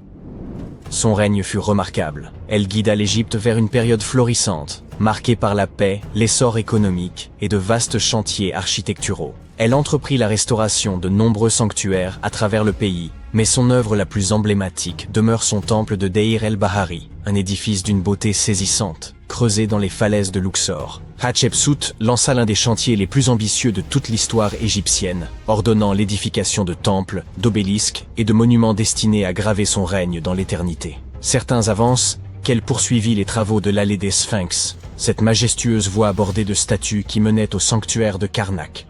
Pour beaucoup, son accomplissement architectural le plus remarquable réside dans les obélisques monumentaux qu'elle fit tailler d'un seul bloc de granit. L'un d'eux, pesant plus de 320 tonnes, se dresse encore de nos jours. Mais au-delà de l'architecture, elle étendit aussi l'influence de l'Égypte par le commerce. Elle dépêcha une expédition vers le mythique pays de Pont, que l'on situe aujourd'hui en Somalie ou en Érythrée, en rapportant des trésors tels que l'or, l'ivoire ou des créatures exotiques. Cette flotte, fendant la mer Rouge, inaugura la première mission commerciale documentée de ce type, forgeant des liens économiques durables pour les générations futures. Et pourtant, malgré cette réussite éclatante, un fait troublant survint après la disparition d'Hatshepsut. Son successeur, et beau-fils, Thoutmôsis III, longtemps éclipsé par son règne, prit une décision radicale. Il ordonna l'effacement de son nom de la mémoire collective. Ses statues furent mutilées, ses inscriptions effacées, ses hauts faits attribués à d'autres. Tout se passa comme si elle n'avait jamais existé. Certains avancent que Thoutmôsis III souhaitait rétablir ses prérogatives légitimes de souverain, tandis que d'autres estiment que ce sont des dirigeants ultérieurs qui, mal à l'aise avec l'idée d'une femme pharaon, cherchèrent à rétablir la suprématie masculine. Mais cette rivalité posthume ne s'arrêta pas là. Le conflit d'influence entre la belle-mère et le beau-fils se poursuivit dans la pierre. Bien après la mort d'Hatshepsut, Thoutmôsis III fit ériger son propre temple tout près du sien, dans la vallée des rois. Toutefois, il introduisit une modification. Son édifice fut bâti 3 mètres plus haut que celui de sa prédécesseur. Ce geste n'avait rien d'anodin. Il s'agissait d'une proclamation symbolique destinée à reléguer son héritage dans l'ombre. Mais l'histoire en avait décidé autrement. Dès le 19e siècle, l'héritage d'Hatshepsut commença à refaire surface. Et ce n'est qu'au prix d'enquêtes archéologiques rigoureuses que la pleine mesure de son règne fut enfin reconnue. De nos jours, Hatshepsut est célébrée comme l'une des souveraines les plus marquantes d'Égypte. Son règne, autrefois effacé, a été reconstitué grâce à un flot continu de découvertes archéologiques, démontrant que sa puissance et son influence ne seraient pas si aisément oubliées. Sa sépulture se trouvait cachée à la vue de tous, son corps ayant été déplacé de sa chambre funéraire d'origine dans le dessein de l'effacer de l'histoire. Ce dernier indice acheva de consacrer son héritage, prouvant que même les volontés les plus acharnées d'effacer un pharaon ne sauraient y parvenir. Le majestueux temple d'Hatshepsut, le Djeser-Djeserou, constituait une prouesse architecturale remarquable, érigée pour célébrer son règne et affermir sa filiation divine avec le dieu Amon. Mais à sa disparition, son successeur Thoutmôsis III engagea une entreprise méthodique visant à effacer sa mémoire, allant jusqu'à faire démanteler certaines sections de l'édifice. Les historiens débattent encore du motif, une manœuvre dynastique, une volonté de rétablir l'autorité masculine traditionnelle, ou un moyen de consolider les droits de Thoutmôsis III sur le trône. Peut-être n'était-il qu'un homme vaniteux. Quoi qu'il en soit, la destruction ne fut pas immédiate, mais intervint des décennies après sa mort, ce qui tend à indiquer qu'il ne s'agissait pas d'une vengeance personnelle, mais d'un calcul politique. Pourtant, malgré tous ses efforts, son temple se dresse toujours, tout comme son récit, éclatant témoignage de la première grande souveraine d'Égypte. Quittons à présent Thèbes pour un autre lieu à travers l'espace et le temps. Dakhchour, en Égypte, abrite plusieurs sépultures de personnages de l'Antiquité. C'est en 2107 que des chercheurs mirent au jour une pyramide oubliée depuis longtemps. Conscients de l'importance potentielle de leur découverte, ils contactèrent aussitôt le ministère du Tourisme et des Antiquités. Contrairement à la majorité des pyramides exhumées dans cette région, celle-ci se révélait entièrement scellée. L'extraction de la pierre angulaire exigea une extrême minutie. Lorsqu'ils parvinrent enfin à ouvrir l'édifice funéraire, ils s'attendaient à découvrir une chambre inviolée. Or, ce fut tout le contraire. Le désordre y régnait. Le lieu avait été pillé, et les effets du défunt étaient répandus dans toute la pièce. Pourtant, au cœur de ce chaos, ils mirent au jour un coffret. Grâce aux technologies de balayage les plus avancées, ils purent déchiffrer les hiéroglyphes endommagés qui en ornèrent la surface. Ce qu'ils découvrirent dépassait l'imaginable. Un nom s'y lisait très nettement, celui de la princesse Hatshepsut. La mise au jour de cette sépulture, en 2017, suscita un grand nombre d'interrogations. Des analyses complémentaires révélèrent que les restes n'étaient pas ceux de la célèbre reine, mais d'une autre Hatshepsut, une princesse ayant vécu sous la 13e dynastie égyptienne. Le fait que sa tombe ait été pillée avant même d'être scellée poussa les chercheurs à s'interroger. Les anciens auraient-ils cherché à dissimuler certaines choses liées à cette princesse? Et comment expliquer qu'il n'existe aucune trace d'elle dans les archives de l'Égypte antique? Oh, restez à l'écoute. Peu de civilisations sont aussi énigmatiques que l'Égypte ancienne. Ce puissant empire dura plus de 3000 ans. Il nous légua des pyramides toujours debout et des mythes dont l'écho résonne encore.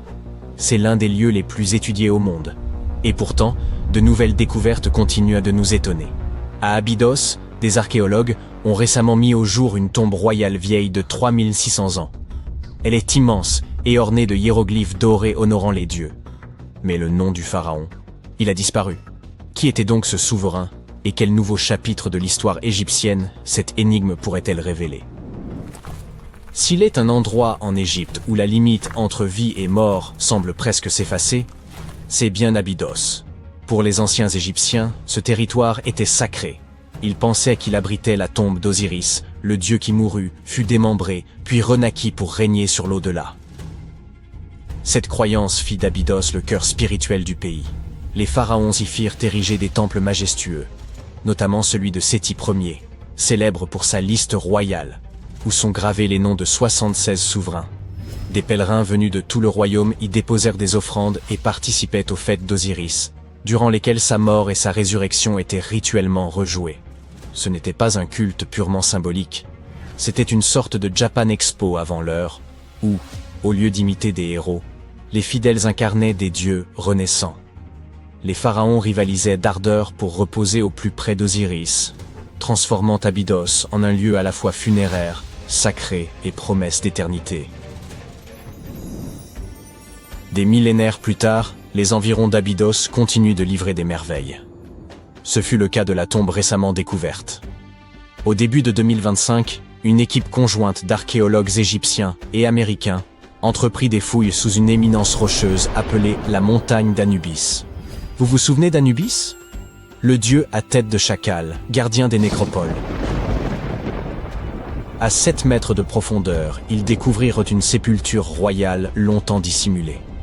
Hélas, malgré des siècles de secrets, les pillards en avaient depuis longtemps dérobé les trésors.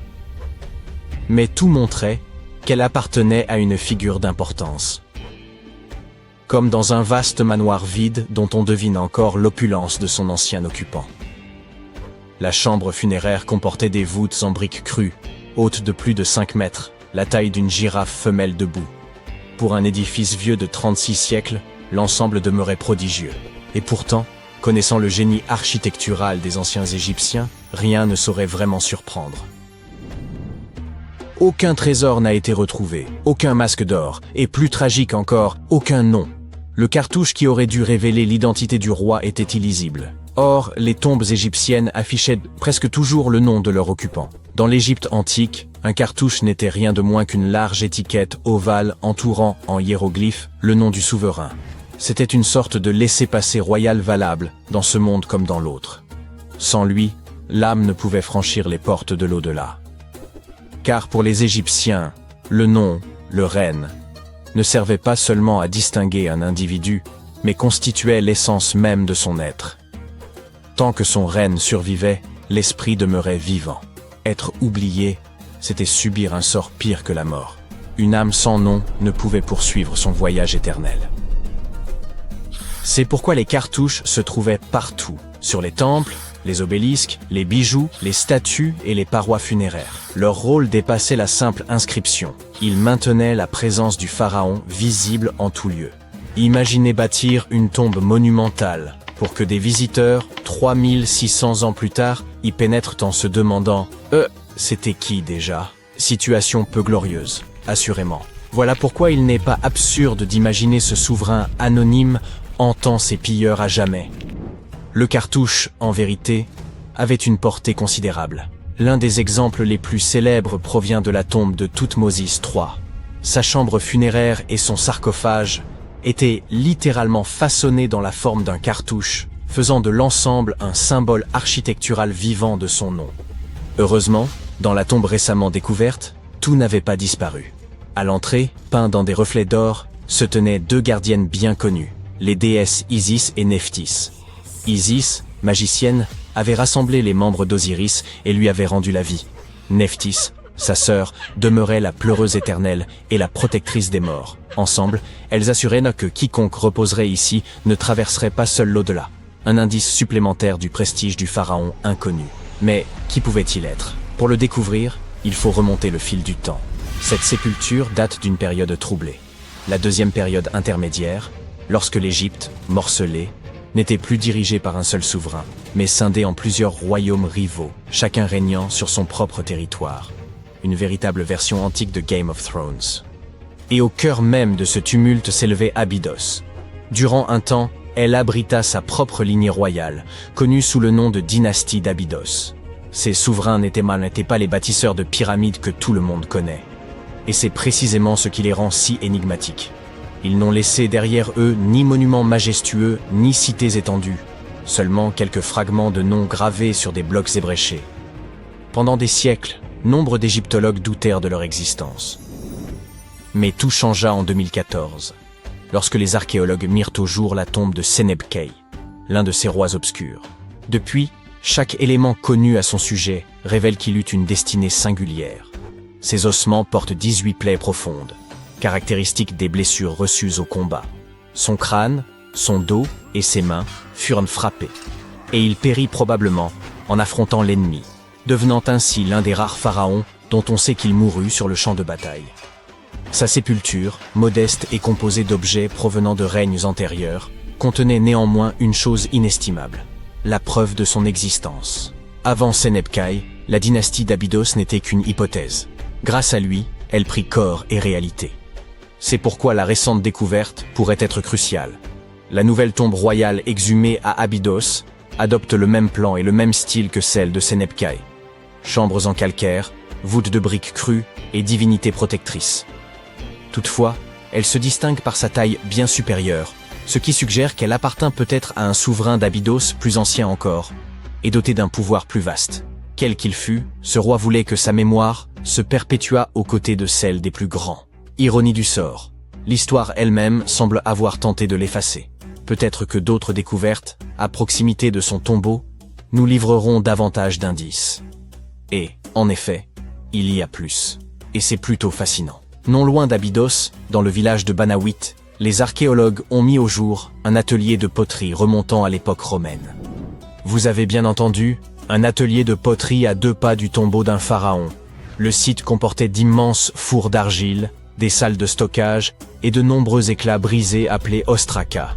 Ces tessons faisaient office de notes anciennes, à ceci près qu'au lieu de listes de courses, ils portèrent des reçus en grec et en démotique égyptien, de menus registres de transactions quotidiennes, des traces qu'on ne s'attendrait guère à trouver auprès d'un roi d'une dynastie oubliée. Ces potiers ont peut-être manqué une belle occasion. Au lieu de graver des reçus fastidieux, ils auraient mieux fait de vendre des tasses à l'effigie d'Osiris et des figurines d'Anubis pour les pèlerins et les voyageurs. Mais ce n'est pas tout. Il semble qu'après plusieurs siècles, durant l'ère médiévale, ce même sol soit devenu un cimetière. Les archéologues y ont découvert des tombes en briques crues renfermant des squelettes humains. Cela laisse penser qu'Abydos garda son aura sacrée bien après l'époque des pharaons. Mais pourquoi cette colline, encore et toujours, serait-ce réellement une porte vers l'au-delà? Après tout, c'est ici même que l'on disait que reposait Osiris.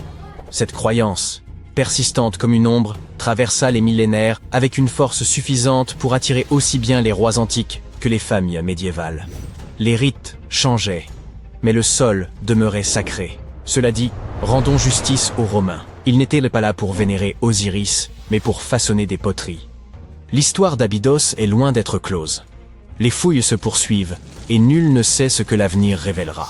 Les archéologues disposent aujourd'hui d'outils semblables à des lunettes à rayons X pour le désert.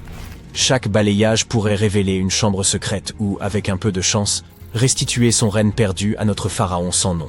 Je dois avouer m'être étrangement attaché à percer ce mystère, alors espérons... Les pyramides, ça vous laisse bouche bée. Regardez un peu la taille de ces trucs. Pas étonnant que les gens plaisantent sur des extraterrestres qui auraient filé un coup de main, ou de tentacules. On dirait de la magie de chantier antique. Mais bon, les peuples autochtones se sont aussi révélés de vrais magiciens de l'architecture. Bien avant les gratte-ciel ou les grues, ils ont bâti des villes et réalisé des merveilles qui déconcertent les ingénieurs encore aujourd'hui. Et l'un de ces exploits, c'est quand ils ont transporté un tronc d'arbre de 5 tonnes sur plus de 160 km, juste pour le dresser à la verticale. Si on pouvait remonter environ 900 ans en arrière, de l'autre côté du Mississippi, là où se trouve aujourd'hui Saint-Louis, dans le Missouri, on assisterait à quelque chose de magnifique. Ces terres abritaient une métropole autochtone appelée Cahokia. À l'époque, elle comptait des dizaines de milliers d'habitants, avec des places et de grandes structures en bois pour les cérémonies et les rassemblements. C'était la plus grande ville au nord du Mexique. En son centre se trouvait Monk's Mound, une immense plateforme de terre compactée, plus haute qu'un immeuble de 10 étages, entièrement construite à la main, avec des millions de paniers de terre et d'argile. Alors, quand on est capable de faire ça, pourquoi s'arrêter là?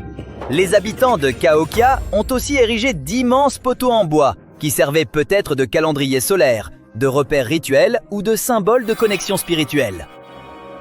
Certains étaient aussi hauts que des maisons modernes, mais ce n'étaient pas de simples poteaux plantés au hasard pour impressionner. Ils étaient disposés en cercles massifs que les archéologues appellent aujourd'hui des Woodhenge, un peu comme des observatoires antiques. En suivant l'endroit où le soleil se levait et se couchait, ils pouvaient déterminer les jours les plus longs et les plus courts de l'année. Ils repéraient aussi les 2 moments où le jour et la nuit étaient égaux. C'était extrêmement utile aux cultivateurs pour décider quand semer et quand récolter. En plus, ça leur permettait de garder leur calendrier synchronisé avec le soleil pour leurs cérémonies saisonnières. Parmi ces monuments, il y en avait un très spécial. Un colossal tronc de cyprès chauve, baptisé plus tard le Mitchell Log. Contrairement au Woodange, il ne faisait partie ni d'un cercle ni d'un calendrier. Il se dressait seul, probablement en plein cœur de la place cérémonielle. Les archéologues pensent qu'il servait de symbole de pouvoir ou de spiritualité, une sorte d'obélisque en bois dominant la ville. Certains chercheurs suggèrent même qu'il aurait pu représenter un Axis Mundi, une sorte de pilier du monde reliant tout ce en quoi les Chaokiens croyaient. Pour eux, l'univers était organisé en couches. Au-dessus, le monde supérieur, demeure du soleil, de la lune et des forces qui gouvernaient le temps et les saisons. En dessous s'étendait le monde inférieur, un royaume aquatique de chaos, d'esprit et de transformation. Entre les deux, le monde du milieu. C'est là où nous sommes, en compagnie des ours et des bisons. Des poteaux monumentaux comme le Mitchell Log marquaient peut-être le point de connexion entre ces trois mondes, un lieu où le pouvoir spirituel pouvait circuler entre eux. Du moins, c'est ce qu'on pense qu'ils croyaient. Mais quelle que fût sa fonction, ce n'est pas ça le plus impressionnant, c'est que le tronc mesurait près de 18 mètres de long et pesait environ 5 tonnes. C'est à peu près le poids de 2 pick-up pleine taille, comme des Ford F-150 ou des Chevrolet Silverado 1500. Et encore plus surprenant, ce type d'arbre ne poussait même pas près de Cahokia.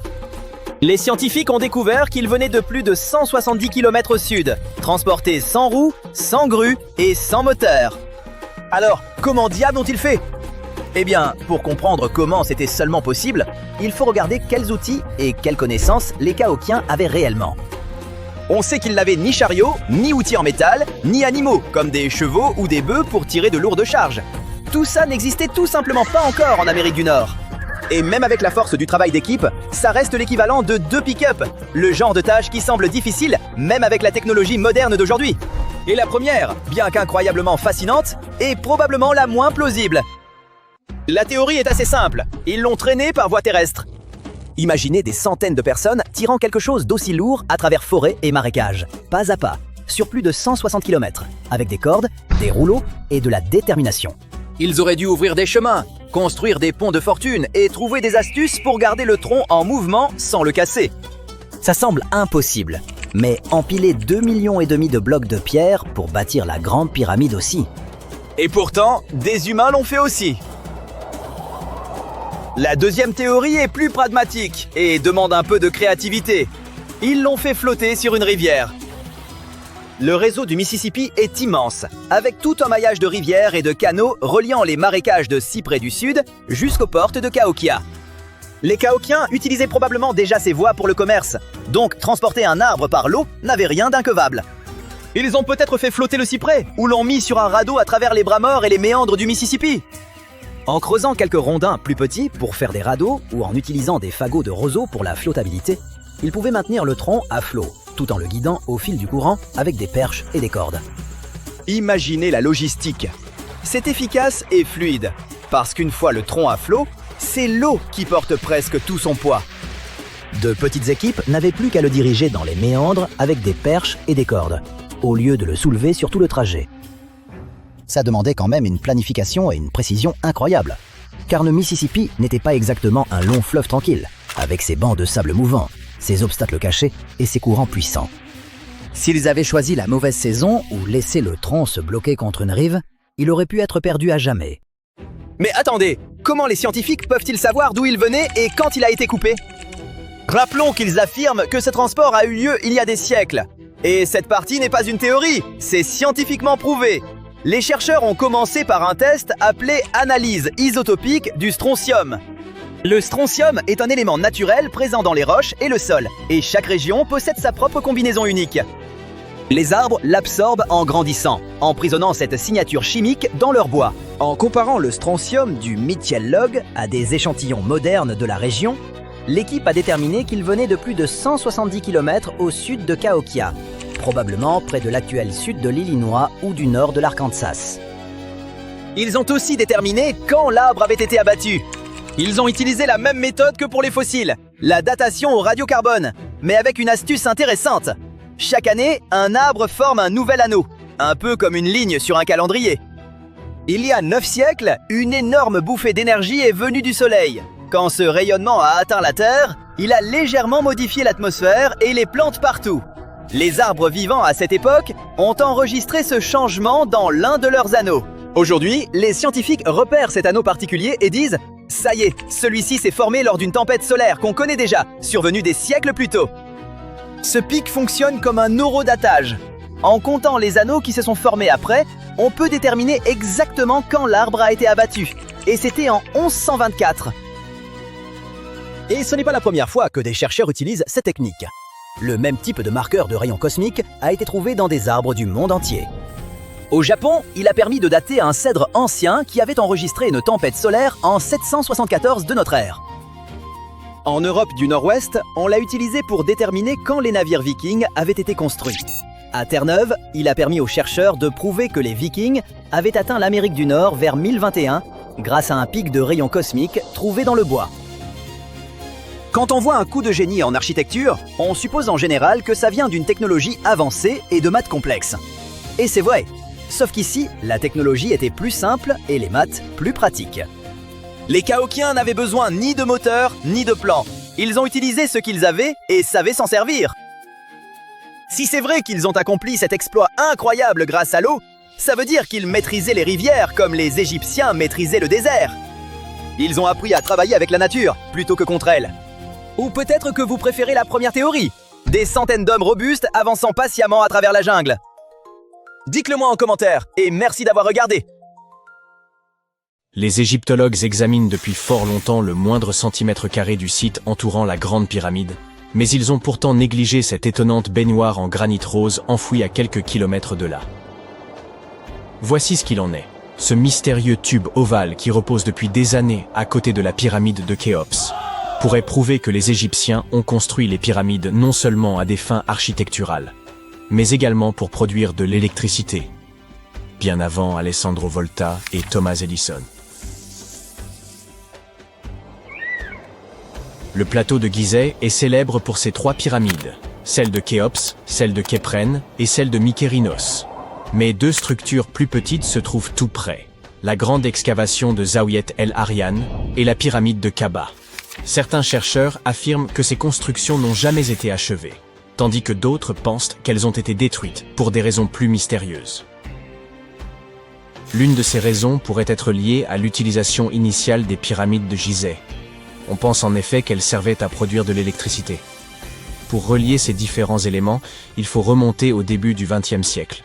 C'est à cette époque qu'un architecte et égyptologue italien nommé Alessandro Barsanti décida d'examiner la pyramide de Zawiet El Aryan.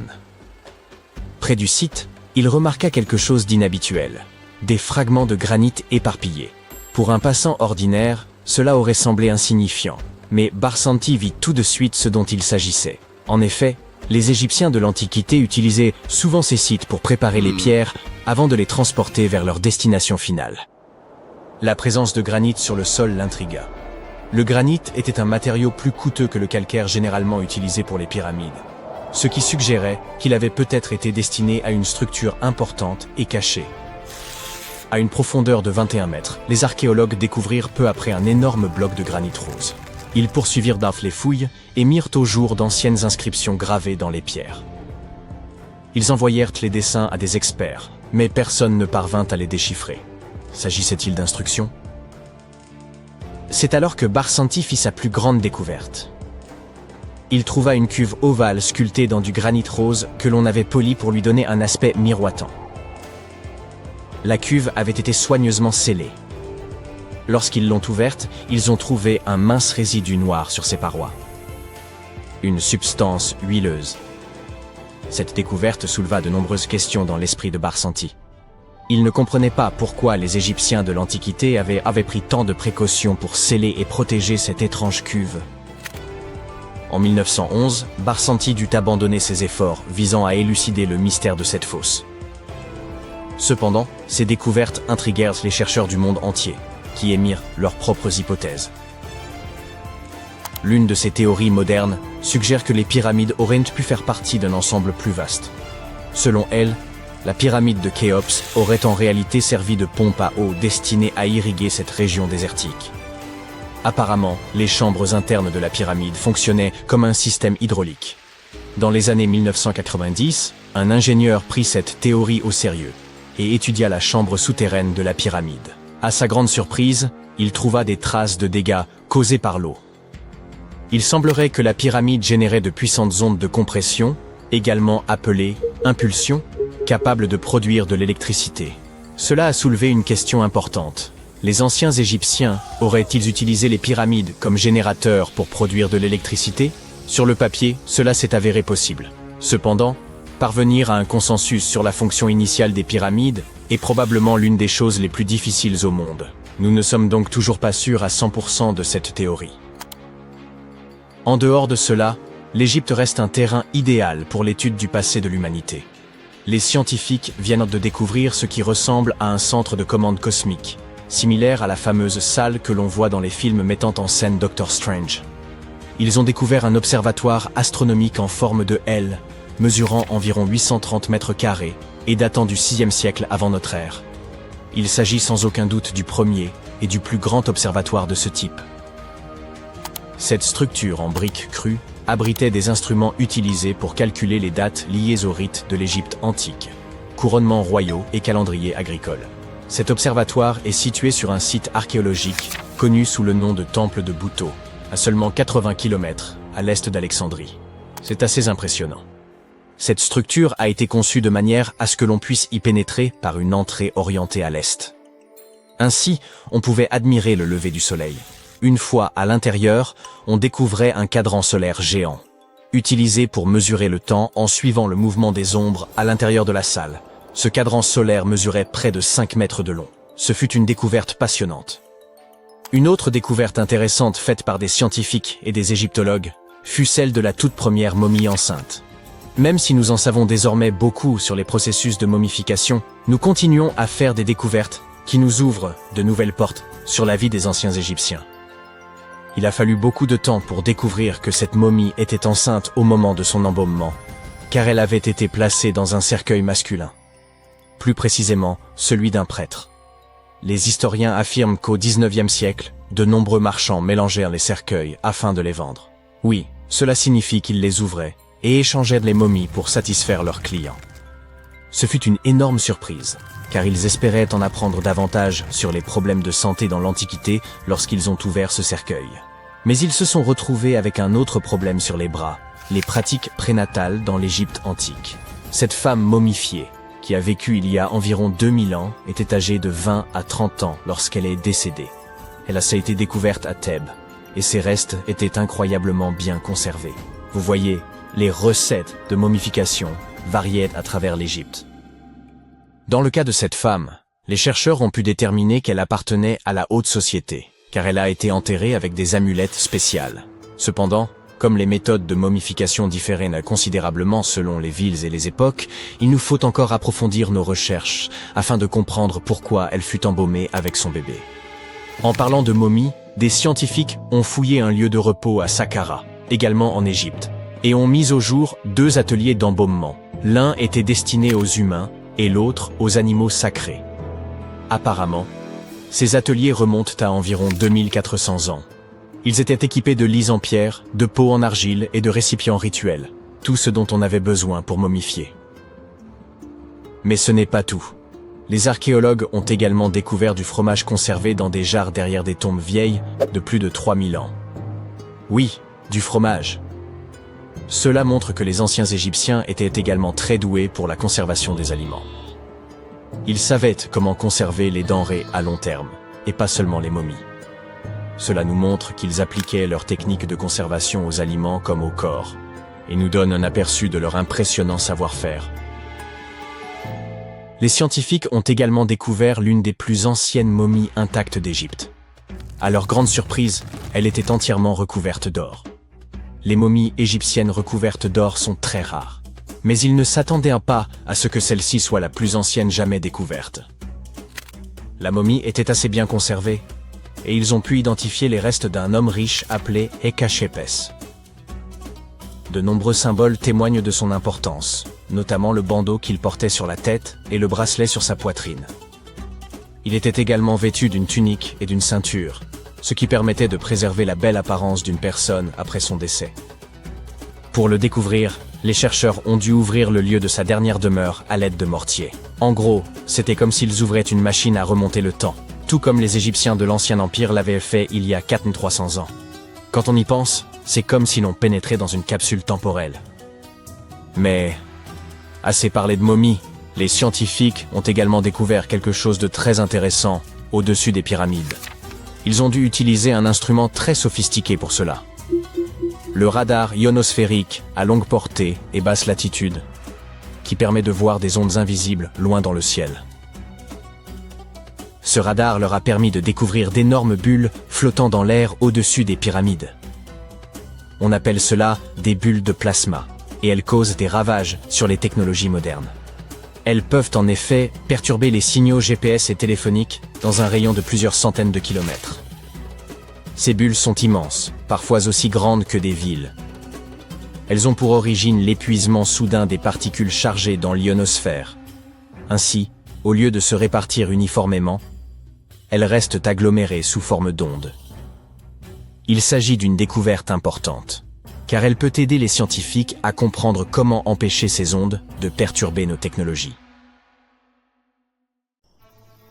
D'intrigantes bulles de plasma semblent flotter autour des pyramides de Gizeh. Bien que cela puisse paraître étrange, clarifions immédiatement une chose. Il n'y a rien ici de surnaturel ni d'extraterrestre. Les bulles de plasma représentent des anomalies atmosphériques qui prennent naissance dans une couche spécifique de l'atmosphère terrestre appelée ionosphère.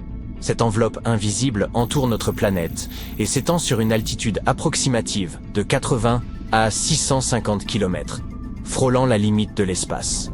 Dans cette région, le Soleil, véritable fourneau céleste, chauffe les gaz et les transforme en particules électriquement chargées que l'on nomme plasma. Voici l'aspect captivant. Pendant la nuit, notamment près de l'équateur, ces particules subissent des perturbations.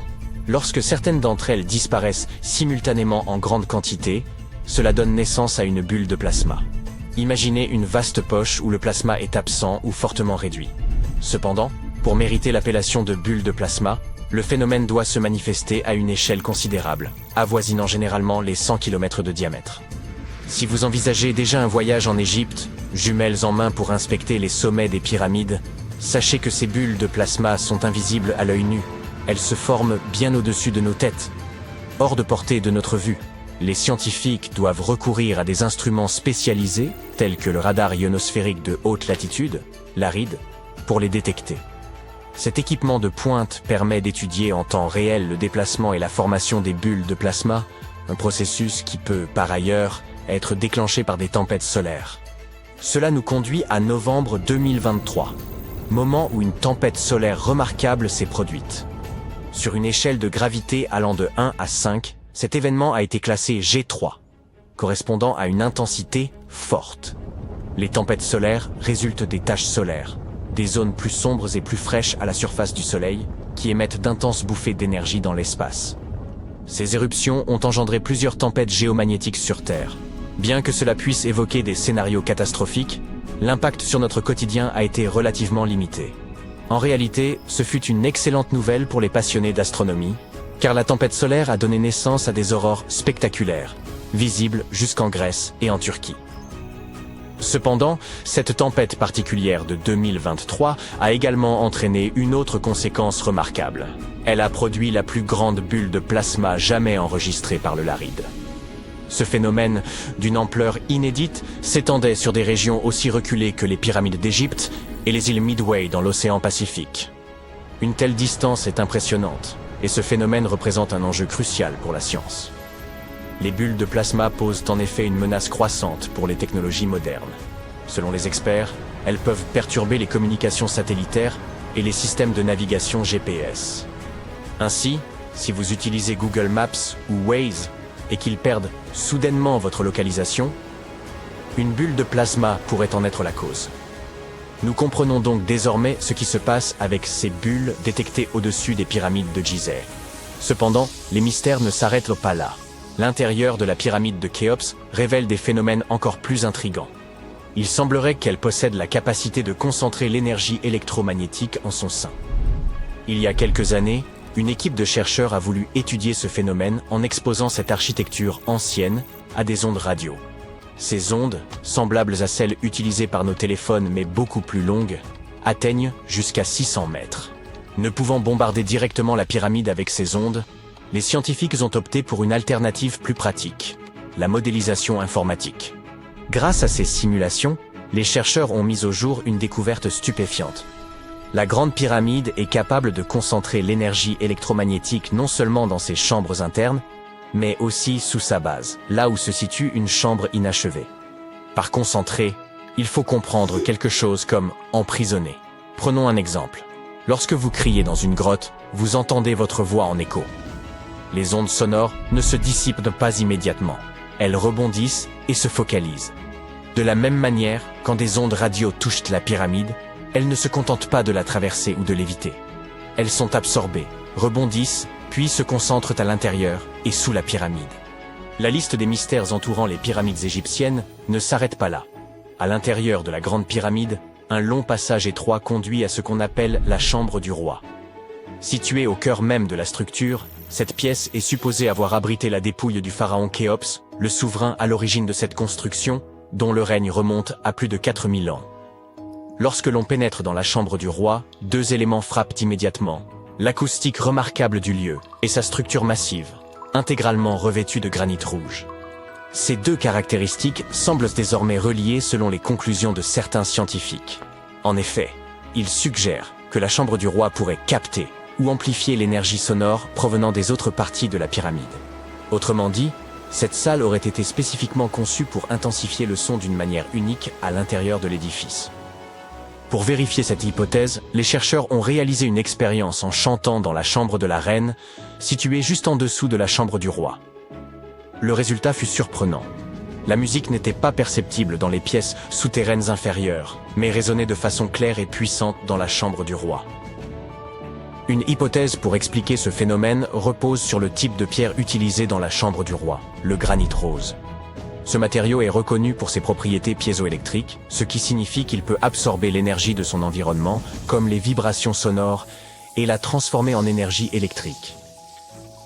Cela implique que l'acoustique particulière de la chambre ne dépend pas seulement de sa forme, mais aussi du rôle actif joué par le granit dans l'amplification et la concentration des ondes sonores.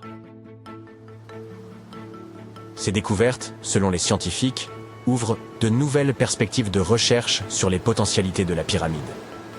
Les anciens Égyptiens auraient-ils été capables d'exploiter l'énergie produite par les ondes sonores ou les vibrations naturelles de la Terre? Bien que cela puisse sembler improbable, les propriétés piézoélectriques du granit, bien documentées par la science moderne, rendent cette hypothèse plausible. Peut-être n'avons-nous fait qu'effleurer les véritables capacités des pyramides. Et si cela ne suffisait pas, d'autres éléments intrigants méritent notre attention, notamment l'emplacement parfait des pyramides.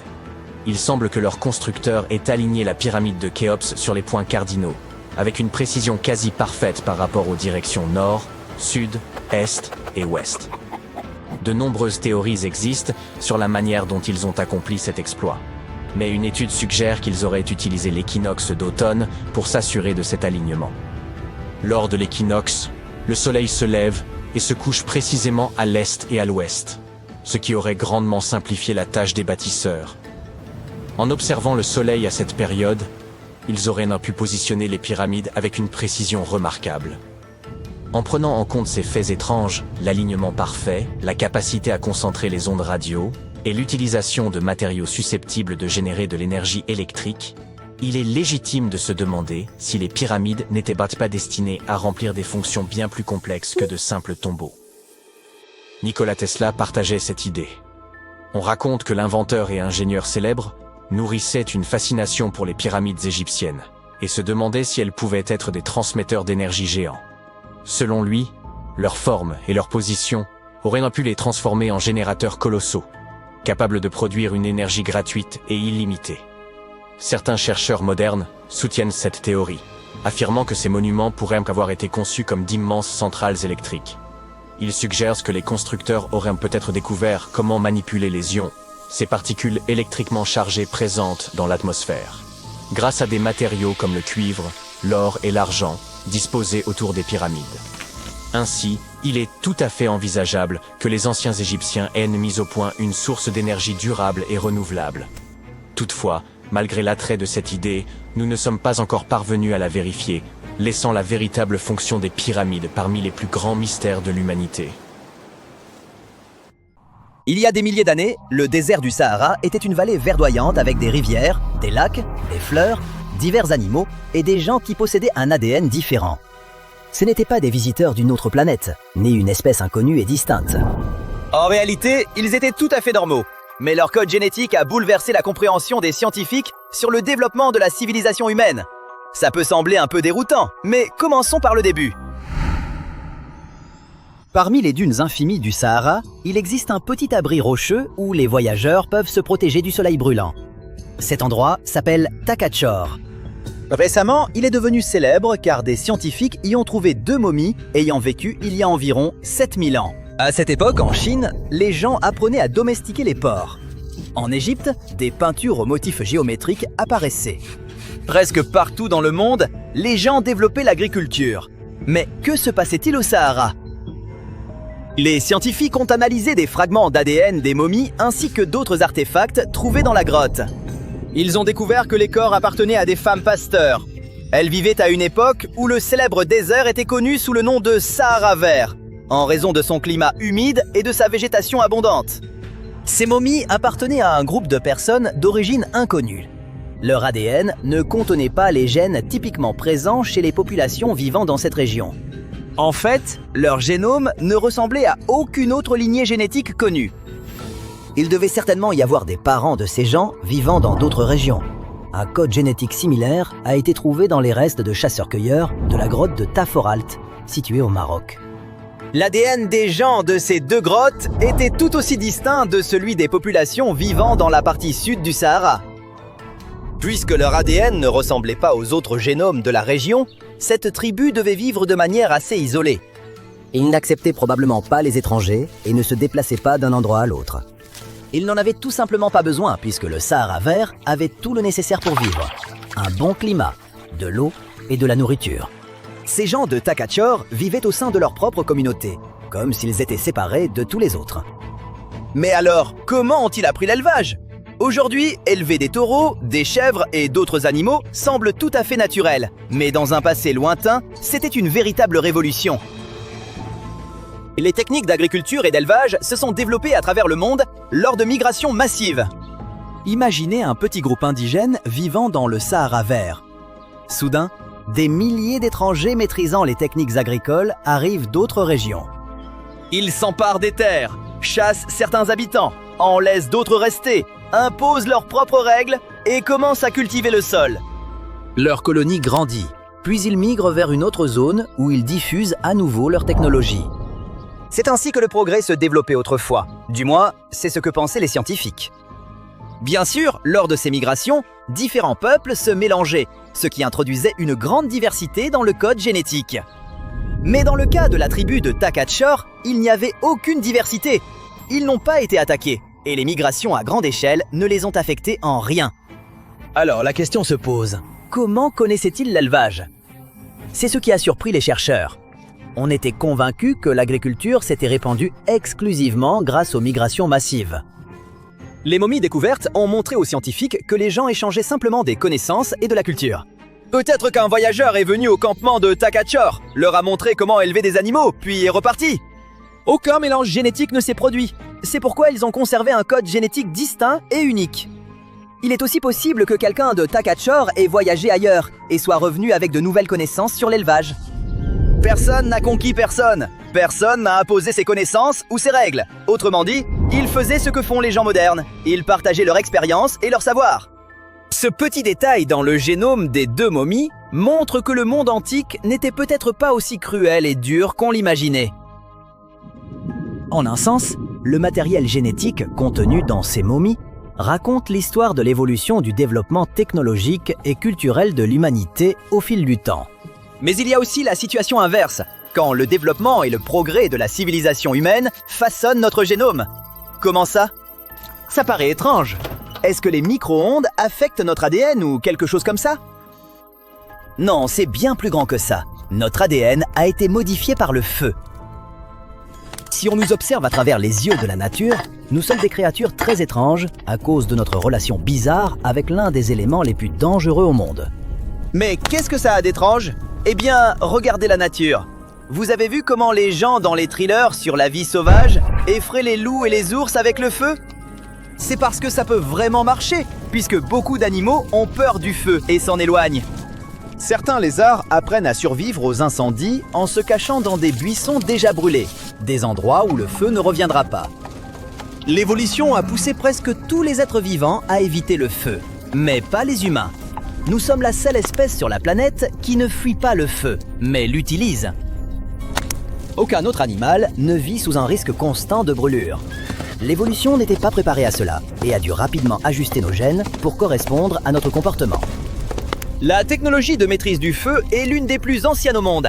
Nous l'avons utilisée pour nous réchauffer dans les climats froids, cuisiner, produire des objets en métal et en céramique, construire des maisons et conquérir des territoires. On met des aliments chauds dans notre bouche et on boit du thé brûlant. Nous sommes les seules créatures sur la planète à mettre volontairement une source de chaleur potentiellement dangereuse dans notre bouche. Et cela dure depuis des milliers d'années. Le feu reste un outil essentiel et pendant tout ce temps, nous nous sommes brûlés. Aucune autre espèce sur Terre ne subit autant de dommages liés au feu que les humains. Et ce n'est pas qu'une question de passé. Encore aujourd'hui, nous côtoyons des cuisinières à gaz allumées, des radiateurs de voitures brûlants et de l'eau bouillante dans les bouilloires et casseroles. Et les équipements dangereux dans les usines? Le danger n'a pas disparu. Chaque personne a sûrement eu un petit accident avec quelque chose d'extrêmement chaud. Je sais que c'est mon cas. Par conséquent, au fil de l'évolution, nous avons développé un génome unique, différent de celui de tout autre être vivant. Quand on touche quelque chose de chaud et que notre corps commence à guérir la partie endommagée, ça semble être une capacité naturelle. Mais cette guérison dépend de mécanismes génétiques spécifiques. Sans eux, même un petit accident pourrait causer de graves problèmes. Le développement de ces adaptations génétiques a été un processus complexe et long, car les changements dans l'ADN ne se font pas rapidement. Pendant que l'humanité s'adaptait au feu, une sélection naturelle intense avait lieu. Certains scientifiques suggèrent même que nous descendons de ceux qui guérissaient des brûlures plus vite que les autres. Bien sûr, les mammifères possèdent aussi des adaptations liées au feu. Des scientifiques étudiant l'ADN des primates ont découvert un ensemble de 94 gènes qui s'activent en réponse aux brûlures. Alors, qu'est-ce qui nous rend différents? Chez les humains, certains de ces gènes ont évolué bien plus vite et sont devenus beaucoup plus efficaces pour guérir et combattre les bactéries. Alors, on aurait un super pouvoir dont on ne s'était jamais rendu compte. Oui, mais il y a une mauvaise nouvelle.